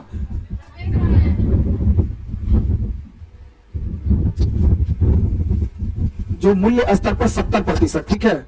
75 से 17 किलोमीटर लंबा दूरी तट उपलब्ध है। इसके सहारे 12 बड़े और 200 छोटे बंदरगाह विकसित है। देश का लगभग 90%, चलो ठीक है, जो मूल्य स्तर 70% के आसपास, मतलब व्यापार इन्हीं समुद्री मार्गों से होता है। व्यापारिक जहाज रानी बेड़े की दृष्टि से भारत का विश्व में 20वां स्थान प्राप्त किया है। भारत में निम्न 12 बड़े बंदरगाह है, जो अब देखो पूछेगा ये भी क्वेश्चन पक्का पूछेगा। इसमें से एक क्वेश्चन तो निश्चित रूप से आएगा, ठीक है, एक क्वेश्चन आएगा, ये पक्का आएगा, ठीक है। अब पूछेगा कि मुंबई या फिर क्या है, नौहर सेवा या कोलकाता हल्दिया या फिर चेन्नई तूतीकोरिन बंदरगाह, इसे पूछ लिया जाता है। जैसे इसमें से पूछेगा कौन, ये एगो पूछने वाला क्वेश्चन है, ठीक है। कांडला बंदरगाह भी पूछा गया है, और विशाखापट्टनम जो है पूछा गया है, और एगो कोच्चि भी पूछा जा सकता है, ठीक है। तो ये सब याद कर लेना, जो 2 3 4 है, ये सब याद कर लेना। ये बंदरगाह का नाम है, आप पूछेगा ये बंदरगाह नाम से मतलब कहां स्थित है, तो आगे जो है राज्य है। संचार, संदेशों का जो आदान प्रदान कहलाता, यानी संचार किसे कहते हैं, क्वेश्चन पूछेगा कि संचार किसे कहते हैं भाई। तो संचार जो है भाई संदेशों का मतलब क्या, सूचनाओं का, संदेशों का, मैसेज का, ठीक है। संदेश मतलब क्या हो गया, मैसेज ना, तो मैसेज यानी संदेशों का क्या करता है, आदान प्रदान करता है। मानव ने अपनी आवश्यकता के अनुसार समय समय पर संचार के अलग अलग साधनों का विकास किया है भाई। प्राचीन काल में जहां ताली बजाकर ढोल बजाकर, ठीक है, आग जलाकर या फिर अन्य तरह के संदेश पहुंचाया जाता था। मतलब कहने का ये हुआ, सुनो, पहले के जमाना में किसी भी काम को लेकर के क्या होता था, जो लोगों को जानकारी सूचना दिया जाता था, तो किसके माध्यम से, ढोल बजाकर या ताली बजाकर या कई प्रकार की प्रक्रिया करके। जैसे तुमको पता होगा गांव भर में जो कुछ होता है, जैसे कि कोनो पूजा होता है, तो देखना एक आदमी ढोल लेगा, पूरा गांव में घूम जाता है, डिगडिगिया पीट देगा, तो उससे संकेत पता चल जाता है कि क्या है, ठीक है। अब जो है संदेशों को किसके द्वारा, संचारों के द्वारा प्रयोग किया जाता है। आग जलाकर या फिर अन्य तरह से संदेशों पहुंचाया जाता था। तो ये क्वेश्चन पूछा जा सकता है कि पुराने जमाने में संदेशों को किस प्रकार पहुंचाया जाता था, ताली बजाकर, ढोल बजाकर, ठीक है, आग जलाकर और भी कई प्रक्रिया। वही मध्यकाल में तेज दौड़ने वाले व्यक्तियों और कबूतरों के द्वारा संदेश भेजा जाता था। जब ये तो प्राचीन काल की बात है, जब प्राचीन से कुछ मध्य काल के समय में आया, तो लोगों के द्वारा यानी तेज दौड़ने वाले व्यक्तियों के द्वारा, कबूतर के द्वारा भी जो है सो पहुंचाया जाता था, ठीक है। कबूतर के द्वारा भी संदेश पहुंचाया जाता था। जैसे पुराना मूवी देखेगा तो हीरो हीरोइन जो एक दूसरे को बात करना चाहता था, तो कबूतरों के द्वारा चिट्ठी भेजा जाता था, ये सब याद होगा। परंतु ये सभी साधन सार्वजनिक नहीं थे, ठीक है, तथा बड़े समूहों को इसके द्वारा संदेश देना संभव नहीं हो पाता था। साथ ही इसमें समय भी अधिक जो है लगता था। इसलिए आधुनिक काल में संचार के ऐसे साधनों का आवश्यकता पड़ी जो जल्दी और दूर दूर के स्थानों तक बड़े समूहों तक संदेश पहुंचा सके। इसी आवश्यकता को ध्यान में रखते हुए आधुनिक समय में संचार के कई साधन विकसित किए गए। ऐसे भी साधन विकसित किए जा चुके हैं जिसके द्वारा बड़े जनसमूह को एक साथ संदेश भेजना अब संभव हो गया है। ठीक है, चलो संचार की यहां जो बात है, संचार के प्रमुख साधन अगर पूछेगा कि संचार के 4 साधन बता दो तो क्या हो जाएगा? एक डाक सेवा, टेलीग्राम के द्वारा यानी डाकों के द्वारा भेजा जाता है संदेश, संचार। ठीक है, संदेश जो भेजा जाता है, संचारों का जो प्रमुख साधन है जो क्या है? डाक सेवा के द्वारा, टेलीग्राम कर दिया जाता है या फोन लगा दिया जाता है, या फैक्स रेडियो के द्वारा, या सिनेमा के द्वारा, समाचार पत्र या पत्रिका, इंटरनेट, ईमेल इत्यादि के द्वारा जो है सो संचार साधन है। ठीक है, अब संचार का जो है एक कहानी है जो यहां दिया है। 16 जून की रात्रि पटना में रहने वाले शुभम को वैशाली जिला के सोखपुर गांव में रहने वाली अपनी मम्मी को जन्मदिन की शुभकामना संदेश देने की याद आई। अब उसके पास कई सुविधाएं उपलब्ध थी। एक तो वह कंप्यूटर के जरिए भी मेल द्वारा संदेश भेजा जा सकता था और फिर टेलीफोन के द्वारा बातचीत कर संदेश दे सकता था। बिजली आपूर्ति बाधित होने के कारण शुभम के लिए ईमेल द्वारा संदेश भेजना संभव नहीं हो पाया, क्योंकि बिजली नहीं था, और बिजली नहीं था तो मतलब उसका जो फोन या फिर ईमेल के द्वारा यूज नहीं कर सकता था। वह पत्र लिख कर भी तुरंत समय पर संदेश नहीं भेज सकता था। तो अब देखो करता क्या, कहानी सुनो। अब क्या किया भाई, जो है क्या करेगा भाई, अब मान लो कहीं अगर पत्र भेजेगा तो पत्र में क्या लगेगा? समय। और उसको हैप्पी बर्थडे बोलना है, हैप्पी बर्थडे बोलना है तो मतलब वही हो भाई। अब टेलीग्राम के द्वारा संदेश भेजने में समय लग जाता है भाई, तथा गांव में घर के निकट फैक्स की सुविधा भी उपलब्ध नहीं थी। अब ऐसी स्थिति में शुभम ने तुरंत टेलीफोन के द्वारा अपनी मम्मी से बातचीत किया और उन्हें जन्मदिन की शुभकामनाएं दे दी। अब इसी कहानी से यह पता चलता है कि संदेश भेजने और प्राप्त करने का सबसे सुलभ और सुगम साधन अभी के समय में मोबाइल या टेलीफोन हो गया है। ठीक है, मतलब यहां कहने का यह हुआ कि अब सुनो, टेलीफोन या मोबाइल आया। जैसे अभी नेपाल में क्या होता है पता है कि नेपाल में अगर मोबाइल रहेगा तुम्हारा चार्ज रहेगा, लेकिन अगर बिजली नहीं रहेगा तो तुम्हारा मोबाइल फिर नहीं चलेगा। जैसे मान लो कि लाइट नहीं रहता तो हम लोग मोबाइल में सारा चीज काम तो कर ही लेते हैं ना, लेकिन नेपाल में ऐसा साधन नहीं है, क्योंकि लाइट रहेगा तभी नेट काम करेगा, लाइट नहीं रहेगा तो वाईफाई काम नहीं करता है। ठीक है, वर्तमान समय में संचार साधनों का महत्व इतना बढ़ गया है कि इसके द्वारा घरेलू एवं राष्ट्रीय तथा अंतर्राष्ट्रीय व्यापार के अंतर्गत सामानों एवं सेवाओं को क्या है मंगाना एवं भेजना आसान हो गया है। इसी तरह बाढ़, तूफान या आतंकी गतिविधि से संबंधित अद्यतन जानकारी लोगों तक पहुंचाने एवं उन्हें इसके प्रति जागरूक अथवा सचेत करने में संचार के साधन का उल्लेखनीय योगदान हो गया। अब संक्षेप में यह कहा जा सकता है कि वर्तमान युग संचार सुविधाओं का युग है। वर्तमान का जो युग है सो संचार की सुविधाओं का युग चल रहा है, जमाना चल रहा है। मतलब पुस्तक भी संचार का एक बढ़िया माध्यम है। ठीक है, आगे भारत में संचार की सुविधा। भारत में संचार के प्रायः सभी साधन अथवा सुविधा उपलब्ध है, यानी भारत में संचार के लिए लगभग सारी सुविधा है। मतलब जितना हमने आगे जो पढ़ा, फैक्स करके हो, टेलीफोन द्वारा, मोबाइलों द्वारा, कई प्रकार के सभी साधन सुविधा उपलब्ध है। सबसे पहले 1837 ईस्वी में देश में डाक सेवा प्रारंभ हुई। लिख लो, इंपोर्टेंट क्वेश्चन है कि डाक सेवा कब आरंभ हुई? सबसे पहले देश में 1837 ईस्वी में। यह ईस्ट इंडिया कंपनी की देन है। ठीक है, डाक सेवा पूछ लेगा, डाक सेवा किस कंपनी की देन है? ईस्ट इंडिया कंपनी की देन है। ठीक है, 1854 में भारतीय डाक विभाग की स्थापना हुई। ठीक है, और ये भी क्वेश्चन लिख लो, भारतीय डाक विभाग की स्थापना कब हुई? डाक के विभाग की स्थापना कब हुई? तो 1854 ईस्वी में। लेकिन कहेगा कि डाक सेवा शुरू कब हो गया था? तो 1837 ईस्वी में। लेकिन डाक विभाग की स्थापना कब हुआ था भारत में?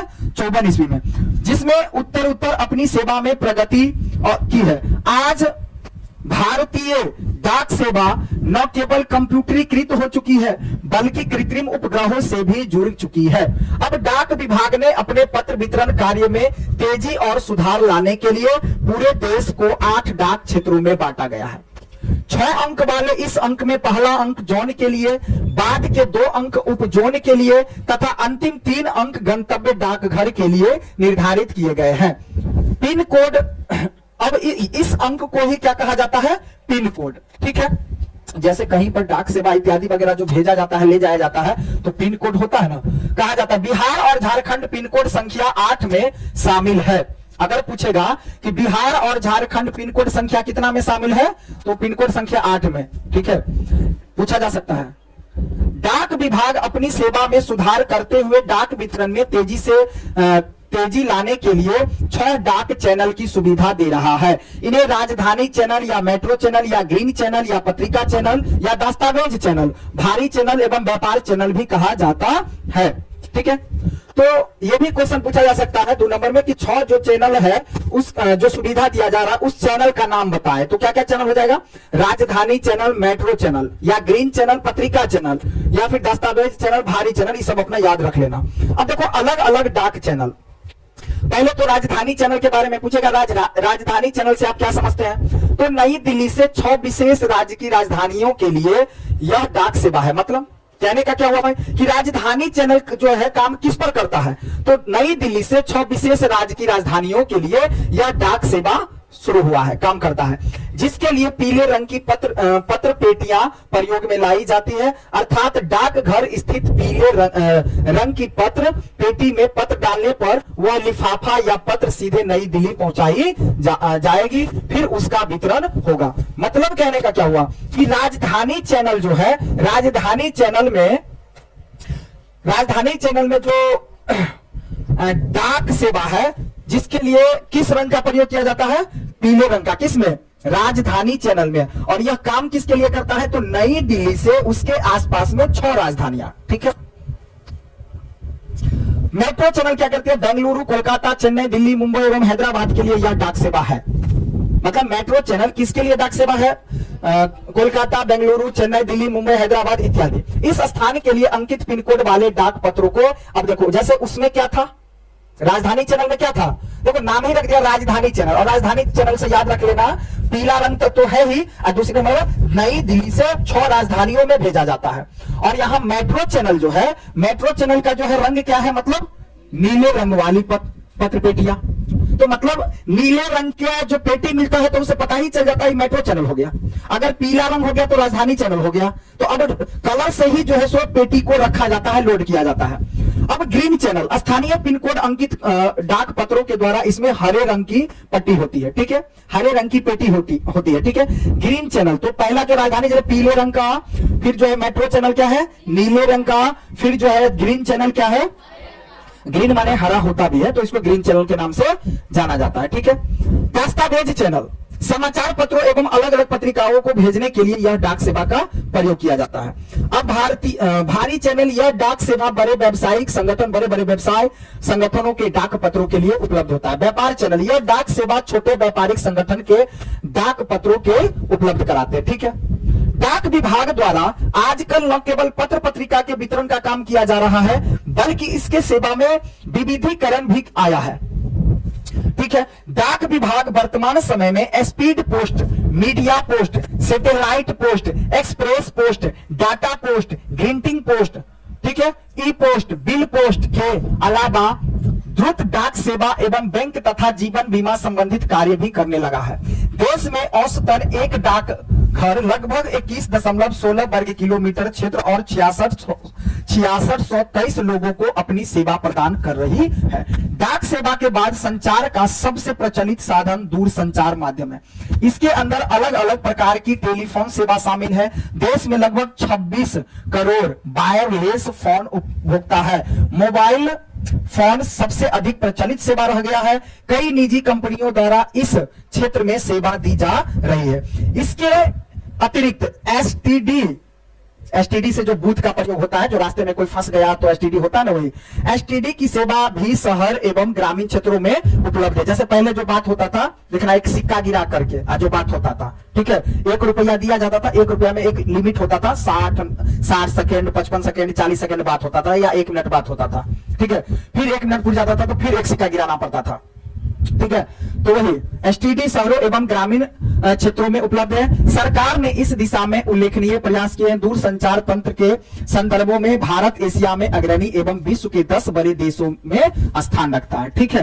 और भी जो है एसटीडी, जैसे बहुत सारे टेलीफोन वगैरह, जैसे होटल वगैरह में देखना रहता है, जैसे कोई रूम वगैरह लेता है, तुमको नीचे से मान लो 3 तल्ला 4 तल्ला 10 तल्ला 5 तल्ला है, तुम अंदर में रूम पर है, तुमको किसी चीज का जरूरत है, खाने पीने या कुछ मंगवाने का, तो कॉल कर दिया जाता है, ठीक है।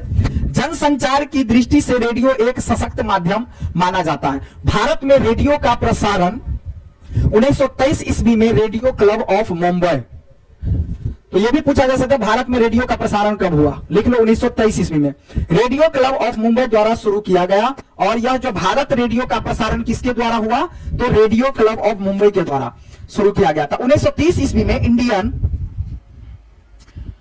इंडियन ब्रॉडकास्टिंग सिस्टम तथा 1936 में इसका नाम ऑल इंडिया रेडियो रखा गया, ठीक है।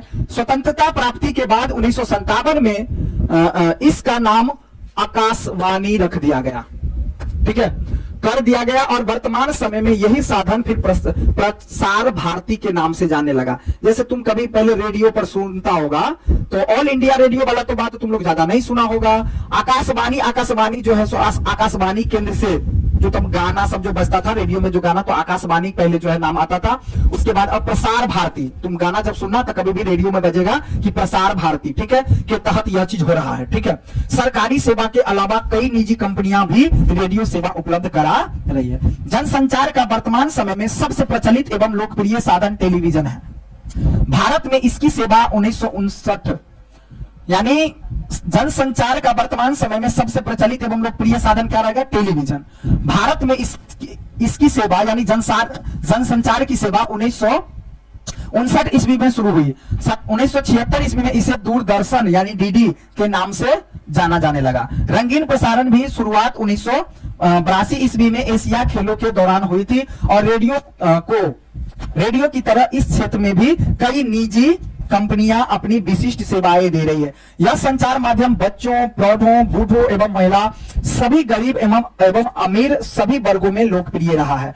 सही मायने में यह देश का एक प्रमुख जनसंचार माध्यम है। समाचार पत्र एवं पत्रिका भी सुदृढ़ संचार माध्यम है। देश में लगभग 65,000 पत्र पत्रिकाएं छपती है, जो 2007 के आंकड़ा के अनुसार। इसमें सबसे अधिक हिंदी भाषा में लगभग 25,000 समाचार पत्र एवं पत्रिकाएं छपती है। इसके बाद अंग्रेजी, फिर उर्दू या फिर बंगाली एवं गुजराती भाषाओं का स्थान आता है। तो ऐसे पूछ लेगा कि पत्रिका जो छापा जाता है सबसे ज्यादा किस भाषा में, तो हिंदी भाषा में। इस चीज को याद रख लेना एक बार। परिवहन एवं संचार साधनों तथा आर्थिक गतिविधियों के विकास के माध्यम सकारात्मक संबंध है। परिवहन की महत्वता का वर्णन प्राचीन भारतीय धर्म ग्रंथों में भी मिलता है। इसकी महत्ता आज भी विद्यमान है, परंतु इसके रूप, गुण और गति में भी अवश्य ही परिवर्तन आया।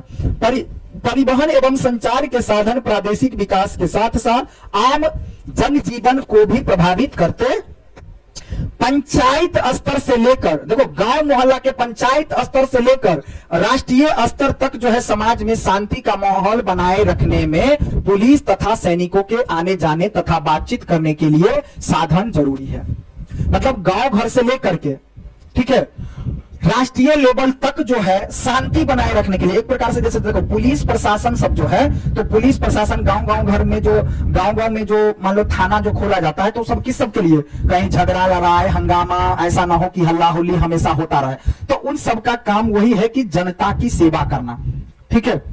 जैसे पुलिस इंग्लिश शब्द है, ठीक है, तो पुलिस का जो हिंदी होता है जनरक्षक, क्या होता है, जनरक्षक, यानी जनता की रक्षा करने वाला, ठीक है। परंतु इसके विकास का स्तर सांस्कृतिक स्तर के निर्धारित होता है। भारत जैसे विशाल भौगोलिक आकार एवं विविध सांस्कृतिक वाले देश में परिवहन एवं संचार के अलग अलग साधन एक दूसरे को जोड़ने का कार्य करते हैं। यही नहीं, संचार के साधन सामाजिक सांस्कृतिक स्तर को ऊंचा उठाने में भी योगदान देते हैं। भारत का पाकिस्तान, नेपाल एवं बांग्लादेश के साथ परिवहन संपर्क दो देश के बीच की सामाजिक सांस्कृतिक विकास का सूचक रहा है। परिवहन एवं संचार साधन के बिना किसी भी प्रकार की आर्थिक क्रिया लगभग असंभव हो गया। अब अगर परिवहन न हो, संचार सुविधा न हो, तो इसके बिना आर्थिक क्रिया, आर्थिक रूप से कोई क्रिया करना, कमाना, खटाना या इत्यादि वगैरह सब संभव नहीं है। अब साधन हमारे जैविक पक्ष को भी प्रभावित करते हैं।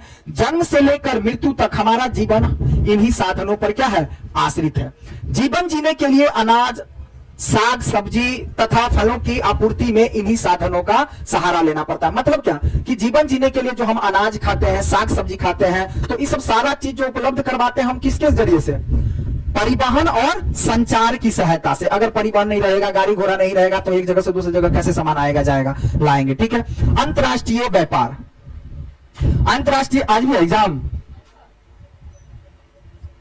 अंतर्राष्ट्रीय व्यापार। अब आपने अपने गांव शहर के बाजारों में दो व्यक्तियों के बीच सामानों के क्रय और विक्रय को होते हुए अवश्य देखा होगा, मतलब खरीद बिक्री। ठीक है। अंतर्राष्ट्रीय व्यापार, खरीद बिक्री, दो व्यक्तियों, राज्य अथवा देशों के बीच होने वाले सामानों एवं सेवा के क्रय और विक्रय को ही व्यापार कहा जाता है। तो पूछ लेगा कि व्यापार किसे कहते हैं, तो जब दो लोगों के बीच खरीद बिक्री का काम होता है तो उसे हम क्या कहते हैं, कहेगा अंतर्राष्ट्रीय व्यापार किसे कहते हैं। तो अंतर्राष्ट्रीय व्यापार में क्या हो जाएगा, जब दो देशों के बीच सामानों का खरीद बिक्री होता है तो उसे हम क्या कहेंगे, अंतर्राष्ट्रीय व्यापार। ठीक है।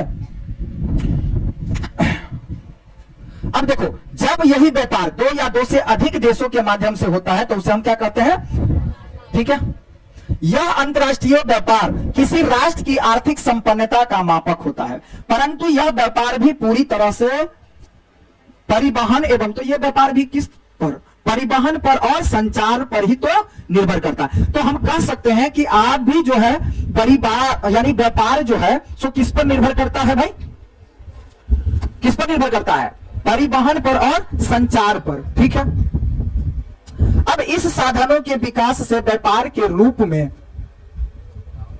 क्या है, एवं गांव में परिवर्तन आ चुका है। व्यापार के अंतर्गत आयात निर्यात, जानता है ना, जब वस्तु आता है तो आयात और बेचता है तो निर्यात, एवं व्यापार संतुलन का अध्ययन किया जाता है। वर्तमान समय में अभी विश्व के सभी देश अंतर्राष्ट्रीय व्यापार पर निर्भर करता है। अब देखो, विश्व का 100 देश, अब ऐसा नहीं है कोई भी देश, लगभग में, मतलब अपवाद में एक आध गो हो जाता है, बहुत सारा ऐसा देश है, पूरा लगभग देश है जो अंतर्राष्ट्रीय व्यापार पर अब निर्भर है। क्योंकि कोई भी, जैसे किसी भी देश में बहुत सारा सामान जो है नहीं प्राप्त हो पाता है तो दूसरे देशों से क्या करता है, मंगवाता है, या दूसरे देशों को क्या करता है, भेजता है। तो अंतर्राष्ट्रीय व्यापार, कोई भी देश अब अंतर्राष्ट्रीय व्यापार जरूर करता है। ठीक है। यह व्यापार कई कारणों से हो सकता है, जैसे इसका सब प्रमुख कारण है संसाधन की क्षेत्रीय उपलब्धता, वही जो हम बात बोले। मतलब ये अंतर्राष्ट्रीय व्यापार क्यों किया जाता है, क्योंकि भाई सामान की उपलब्धता जिस देश में नहीं हो तो अंतर्राष्ट्रीय व्यापार किया जाता है। ठीक है। वितरण की असमानता का होना, या जबकि जरूरत सभी देशों को होती है। आयात और निर्यात का अंतर व्यापार संतुलन को निर्धारित करता है। जब निर्यात की तुलना में आयात अधिक हो जाता है तब इसे प्राकृतिक व्यापार संतुलन कहा जाता है। मतलब जब निर्यात की तुलना में आयात ज्यादा हो गया, मतलब हम दिए किसी देश वाले को कम और वहां से आया अधिक, तो उसे जो है प्रतिकूल व्यापार संतुलन कहा जाता है। प्रतिकूल व्यापार का मतलब हुआ कि ऋणात्मक व्यापार। अगर एक नंबर में पूछ लेगा तो ध्यान दो इस बात को, प्रतिकूल का मतलब हो गया ऋणात्मक। क्या हो जाएगा, ऋणात्मक। ठीक है, ऋणात्मक। और अगर अनुकूल वाला बात आएगा तो क्या हो जाएगा, धनात्मक। तो मतलब समझो बातों को, जब निर्यात अधिक, देखो निर्यात की तुलना में आयात अधिक हुआ, निर्यात की तुलना में क्या हुआ, आयात अधिक हुआ। मतलब क्या कि मान लो एक देश है, ठीक है, या फिर भारत ही देश है, भारत, अब यहां पर कोई चीन है, ठीक है, हाँ तो इस बानर को छोड़ो, जैसे अमेरिका है, ठीक है, अमेरिका है, ठीक है। अब देखिए जैसे कि भारत क्या कर रहा है भाई, भारत अमेरिका को कौन सामान देता है, क्या करता है भाई, कौन सामान, ऐसे तो दिया। अब अमेरिका जो है भारत को क्या कर रहा है, मान लो अधिक सामान दिया, क्या किया, अधिक सामान दिया।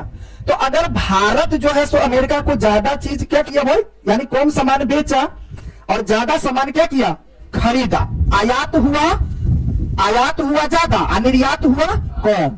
मतलब इसको हम बोल सकते हैं निर्यात और आयात। तो समझो तो किसी देश वाले से जब आयात ज्यादा हुआ और निर्यात कम हुआ तो हानि किसको होगा? भारत को हानि हुआ ना। जब ये आयात हुआ, ज्यादा सामान हम खरीद रहे हैं किसी से, दे रहे हैं किसी को कौन, तो भाई ज्यादा तो वही कमाएगा, हमें तो नुकसान झेलना पड़ेगा। तो वही कहा, जब निर्यात की तुलना में आयात अधिक हो जाता है तो इससे प्रतिकूल व्यापार करते हैं। तो इसका मतलब ऋणात्मक व्यापार हो गया, मतलब व्यापार करने में उस देश वाले से हमको क्या हो रहा है? घाटा हो रहा है। ठीक है, दूसरी नंबर बात, जब यह उल्टा हो जाएगा, क्या? दूसरी ओर जब आयात की तुलना में निर्यात अधिक होता है तो अनुकूल व्यापार संतुलन कहा जाता है। तो अब आपको पूछा जाएगा भाई अनुकूल व्यापार संतुलन किसे कहते हैं? तो क्या लिखेंगे हम? जब व्यापार में क्या होगा? आयात अधिक, आयात कम और निर्यात अधिक होगा तो उसे हम अनुकूल व्यापार संतुलन कहते हैं। बात समझ में आ गया? ठीक है, या ऐसे पूछ लेगा अनुकूल व्यापार संतुलन क्या होगा? धनात्मक कि ऋणात्मक? तो अनुकूल होगा तो धनात्मक और प्रतिकूल होगा तो ऋणात्मक। भारत का अंतरराष्ट्रीय व्यापार हो गया, इतना हो गया।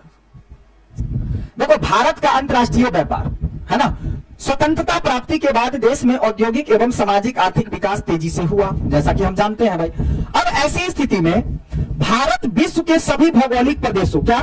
भारत विश्व के सभी भौगोलिक प्रदेशों एवं व्यापारिक खंडों के साथ व्यापार संबंध बनाए हुए। मतलब कहने का, भारत अब लगभग जो है सभी के साथ, जैसे चीन के साथ, अमेरिका के साथ, ठीक है, कई देशों के साथ जो है सो भारत क्या करता है? व्यापार करता है। ठीक है, यही नहीं, देश की आर्थिक प्रगति के साथ व्यापार भी लगातार बढ़ता जा रहा है।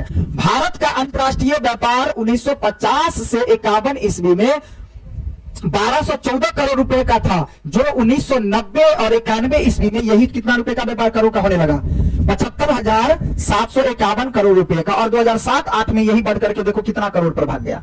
ठीक है, तो व्यापार कहीं ना कहीं पहले कम होता था, फिर बीच में आया, उससे बहुत ज्यादा बढ़ा, फिर जो है सो बहुत ज्यादा बढ़ गया। ठीक है, तो ये जो है भारत के विदेशी व्यापार, ठीक है, कि मतलब कितना सामान कब इस कितने मतलब किस ईस्वी में कितने सामान का मतलब निर्यात किया और कितने का आयात हुआ, तो समझो घाटा हुआ या नुकसान। अगर ज्यादा निर्यात करेगा तो फायदा होगा, और कम निर्यात करेगा तो यानी अधिक आयात करेगा तो नुकसान होगा। ठीक है, जैसे मान लो 1991 से 92 ईस्वी में भारत की बात है, जो इतना रुपए का क्या किया? निर्यात, इतना रुपए का क्या किया? आयात। मतलब इतना रुपए का क्या किया भाई? बेचा सामान, इतना करोड़ रुपए का क्या किया? खरीद लिया, तो नुकसान होगा, इसलिए ऋणात्मक दिया है, माइनस। बात समझ में आया? अब जैसे 1 से 2 में इतना करोड़ रुपए का क्या हुआ है? बेचा, और इतना रुपए का क्या हुआ है? तो देख लो 20 और 24, तो माइनस होगा भाई। ठीक है, देख लो आंकड़ा अपना देख लो। ठीक है,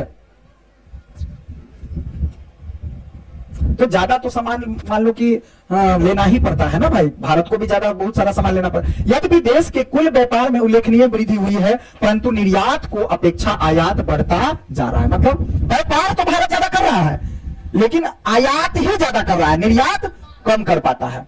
ठीक है, अब जैसे देख ही रहा है तुमको कि चाइना का सामान कितना अपने देशों में आ रहा है। जैसे नेपाल है, नेपाल का बेचारा अपना वो तो एगो सुइयो नहीं बना पा रहा है, वो तो समझो जो कुछ भी करता है सब भारत से लेता है या चीन से लेता है। ठीक है, या दूसरे देशों से लेता है। ठीक है, यद्यपि देश के कुल व्यापार में उल्लेखनीय वृद्धि हुई है, परंतु निर्यात की अपेक्षा आयात बढ़ता जा रहा है। फलतः देश का अंतरराष्ट्रीय व्यापार प्रतिकूल व्यापार संतुलन का होतक बन गया। तब वहां पर व्यवस्था है, मान लो इंडिया में जितना व्यवस्था उतना व्यवस्था नेपाल में थोड़ी ना है। जैसे अभी क्या बोले, वहां ऐसा व्यवस्था है जैसे तुम्हारा मोबाइल चार्ज रहेगा, लेकिन तुम मान लो व्हाट्सएप से किसी बात कर रहा है, इंस्टाग्राम चला रहा है, यूट्यूब चला रहा है, मतलब कुछ भी तुम चला रहा है, यूज कर रहा है, अगर फोन तब तक चलेगा जब तक कि लाइट रहेगा, लाइट नहीं रहेगा तो समझो तुम्हारा नेट काम नहीं करेगा। तो ये सब सुविधा अभी नहीं हुआ है वहां, यानी व्यापार घाटा वर्ष प्रति वर्ष बढ़ता ही जा रहा है। मतलब हर साल भारत को व्यापार करने में क्या हो रहा है? घाटा ही हो रहा है। वास्तव में पेट्रोलियम के मूल्य में अब क्योंकि भाई जरूरत तो है, घाटा हो चाहे कुछ भी हो, घाटा हो चाहे कुछ भी हो, वृद्धि होने के कारण आयात खर्च में वृद्धि इस घाटे के लिए जिम्मेवार है। ठीक है, अब ऐसा जो हो रहा है तो किसके कारण? आयात खर्च में वृद्धि, यानी आयात ज्यादा सामान हम खरीद रहे हैं, कम सामान बेचते हैं। अभी आगे जो 6 से 7 और 7 से 8 के दौरान भारत में कुल निर्यात इतना प्रतिशत निर्यात एशिया और ओशियाना को हुआ, और इसके बाद यूरोप से इतना, मतलब अमेरिका से इतना, मतलब जो प्रतिशत। स्थान। उसी अवधि में भारत का आयात भी एशिया और आसियाना से सबसे अधिक रहा। इसके बाद फिर यूरोप से, और तब जो अमेरिका से कम सामान मंगवाता है, लेकिन ठीक है, अमेरिका से ज्यादा सामान नहीं आता, क्योंकि अमेरिका ऑलरेडी अगर बेचेगा तो महंगा बेचेगा कोई चीज, क्योंकि अमेरिका अमीरों का देश है, ठीक है। वहां के नागरिकों को पता है, जो एक आदमी को प्रत्येक महीना 50 से 60 हजार रुपया ऑलरेडी मिलता है। जैसे यहाँ के आदमी को जैसे इंदिरा आवास मिलता है ना भाई, सॉरी इंदिरा आवास बोल रहे हैं, क्या बोलते हैं उसको, वृद्धा पेंशन वगैरह, तो 500, 1000, 1500 रुपया, वहां प्रत्येक आदमी को महीना का 50,000 रुपया वैसे ही मिलता है उसको। अमेरिका का आदमी जो है बहुत धनी मनी है, वो सब गरीबी वाला काम नहीं करता है। ज्यादातर जो है सो जो मेहनत वाला काम सब आएगा, खनन का काम सब आएगा, वो सब करवे नहीं करता। लेबरी तेबरी का काम अमेरिका में चलवे नहीं करता है ज्यादा। उत्खनन वगैरह का काम करता है लेकिन कम मात्रा में, ज्यादा नहीं करता है। कहीं से क्या करता है, खरीदे लेता है, ठीक है।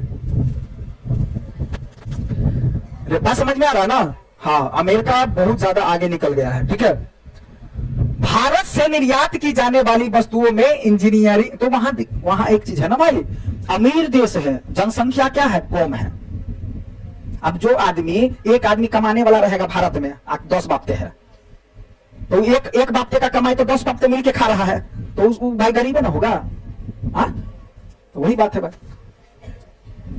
भारत में निर्यात की जाने वाली वस्तुओं में इंजीनियरिंग सामान या पेट्रोलियम उत्पाद, रत्न और आभूषण, रसायन एवं संबंध उत्पाद, वस्त्र, कृषि एवं संबंध उत्पाद, अयस्क, तो ये सब सारा डिपेंड करता है किस पर, शिक्षा पर। जितना देश ज्यादा आगे है तो शिक्षा भी तो मायने रखता है ना भाई। अब जैसे लोगों को ज्ञात ही नहीं है, लोगों को एगो दूगो बाल बच्चा सही से पाल नहीं पाता है, यहाँ 4 गो 5 गो 6 गो जन्माता है, जन्म देता है। तो जब जो व्यक्ति 4 गो 5 गो जन्म देगा तो उसको भी पालने पोषने में क्या होगा, आप ले भाई 10 तक तू कहीं पढ़ ले, फिर दूसरे बेटा क्या पढ़ रहा है, तोरा नहीं पढ़े वो, अरे होता है ना, इंटर तक पढ़ ले, फिर दूसरे बेटे के पढ़ा। तो ऐसा है, अगर एक के तू ये बेटा होते तो पढ़ बेटा तुझे तक, और वही पढ़ के जाए डॉक्टर इंजीनियर बन जाएगा तो अमीर बना देगा घर परिवार को। ऐसे ऐसे करके अगर सब घर परिवार अमीर बन जाएगा तो फिर गरीब रहेगा कौन, ठीक है, कोई नहीं रहेगा भाई। तो आगे तो अमेरिका बन जाएगा ये भी, है ना। एवं खनिज तथा अन्य सामान शामिल है। कभी कहा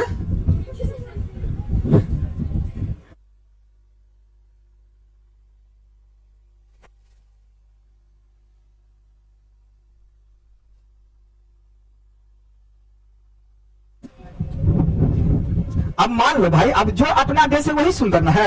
अब केकरो मम्मी पापा मान धनी मनी रहते, आप अहाँ के मम्मी पापा गरीब रहते तो कथी कहबे, जे तू हमारे मम्मी पापा नहीं छा धनी के कहबे तू अच्छा हो, ऐसा हो सकता है? जो है भाई सो है। अब आयात की जाने वाली वस्तुओं में पेट्रोलियम संबंधित उत्पाद, मशीनरी, इलेक्ट्रॉनिक सामान, सोना और चांदी, उर्वरक, रसायन, अलौह धातु एवं अन्य सामान शामिल। मतलब कहने का क्या, भारत जो है देखो, आयात की जाने वाली वस्तुएं, ध्यान दो, यहां भारत से निर्यात की जाने वाली वस्तुएं, तो क्वेश्चन पूछेगा, ध्यान दो। भारत किसी देश को जो सामान देता है तो कौन कौन सब चीजें, तो देखो निर्यात का मतलब देना, तो किन सब कामों को जो है दूसरे को देता है, जैसे इंजीनियरिंग सामान हुआ दूसरे देश वाले को देता है, पेट्रोलियम का उत्पादन हुआ दूसरे देश वालों को देता है, रत्न आभूषण, सोना चांदी, मतलब रत्न आभूषण कई प्रकार के, रसायन केमिकल से संबंधित उत्पाद और कुछ कपड़ा भी दूसरे देशों को भेजा जाता है, और कुछ अयस्क भी। याद कर लेना, याद तो हो ही जाएगा भाई। इंजीनियरिंग का कुछ सामान देता है, और क्या देता है, पेट्रोल भी किसी को देता है, ठीक है, रत्न आभूषण देता है, ठीक है, वस्त्र ज्यादा है अपने देशों में, कपड़ा तो दूसरे को देता है, कृषि का बहुत सामान जो है दूसरे देशों को देता है, ठीक है। लेकिन लेता क्या सब है, आयात क्या करता है भारत, तो पेट्रोलियम देखो देता भी है, पेट्रोलियम लेता भी है, ठीक है। संबंधित उत्पाद, मशीनरी और इलेक्ट्रॉनिक सामान, ठीक है। अब यहां पर देखो इंजीनियरिंग सामान दे रहा था, इलेक्ट्रॉनिक सामान क्या कर रहा है, ले रहा है, सोना चांदी, मशीनरी का मतलब क्या, मशीन सब, मान लो भारत के अंदर बड़ा बड़ा मशीन सब जो मान लो लगाया जा रहा है, फैक्ट्री वगैरह जो खोला जा रहा है, तो मशीन सब अपने भारत में ही सारा चीज थोड़ी बनता है, बल्कि दूसरे देशों से क्या करता है, लाया जाता है। चांदी का सामान, सोना का सामान, उर्वरक का सामान, रसायन का सामान, अलौह का धातु और अन्य कई प्रकार के सामान जो है सो भारत दूसरे देशों से मंगवाता है, लाता है, ठीक है। सरकार निर्यात संवर्धन के लिए लगातार प्रयासरत, साथ ही निर्यात निष्पादन कार्य सतत निगरानी भी कर रही है तथा निर्यात की नीतियां भी बन रही हैं। 31 31 अगस्त 2004 को विदेश व्यापार नीति 2004-9 की घोषणा इसी दृष्टि से की गई थी ताकि 5 वर्षों में विश्व व्यापार में भारत का हिस्सा दोगुना हो सके। भारत एशिया का पहला देश है जिसने निर्यात संवर्धन में निर्यात संसाधन क्षेत्र की महत्ता को पहचाना है। कांडला में एशिया का पहला निर्यात संवर्धन क्षेत्र स्थापित किया गया। इसके बाद 7 और ऐसे क्षेत्र स्थापित किए गए जहां निर्यात संवर्धन क्षेत्र की खामियों को दूर करते हुए अप्रैल 2000 में विशेष आर्थिक क्षेत्र नीति की घोषणा की गई। विशेष आर्थिक क्षेत्र नियम 10 फरवरी 2006 ईस्वी से प्रभावी हो गया है। कांडला और सूरत जो गुजरात, सांताक्रूज महाराष्ट्र, चेन्नई तमिलनाडु, कोची केरल, फाल्टा पश्चिम बंगाल, विशाखापट्टनम आंध्र प्रदेश और नोएडा उत्तर प्रदेश स्थित सभी 8 निर्यात संवर्धन क्षेत्रों को विशेष आर्थिक क्षेत्र में बदल दिया गया है। अब विशेष आर्थिक क्षेत्रों से प्राप्त लाभ इस बात के सबूत हैं कि निवेश, रोजगार, निर्यात और संरचनात्मक विकास में अधिक वृद्धि हुई। वर्तमान समय भारत अंतर्राष्ट्रीय स्तर पर सॉफ्टवेयर महाशक्ति के रूप में उभर रहा है और परिणाम यह हुआ कि सूचना प्रौद्योगिकी के व्यापार से भी भारत अत्यधिक विदेशी मुद्रा कमा रहे हैं, अर्जित कर रहे हैं। और इस तरह से जो हुआ आज का हमारा चैप्टर खत्म। ठीक है, अब ये अभ्यास है। आपका अभ्यास का जो प्रश्न है आपसे पूरा का पूरा जो भी ऑब्जेक्टिव या सब्जेक्टिव इसमें दिया गया है आप एक बार घर पर बनाइएगा कल। ठीक है, अगर दिक्कत हो तो फिर हम कल इसको बता देंगे। ठीक है, कमेंट बॉक्स में कमेंट कीजिएगा, जिस नंबर जो भी क्वेश्चन नंबर आपको दिक्कत हो हम करवा देंगे। ठीक है भाई, चलिए आप सभी बच्चे स्वस्थ रहे, मस्त रहे, तंदुरुस्त रहे, हंसते रहे, मुस्कुराते रहे, बम बमाते रहे, मन लगा करके पढ़ाई करते रहे और कल की सेशन के लिए तैयार रहे।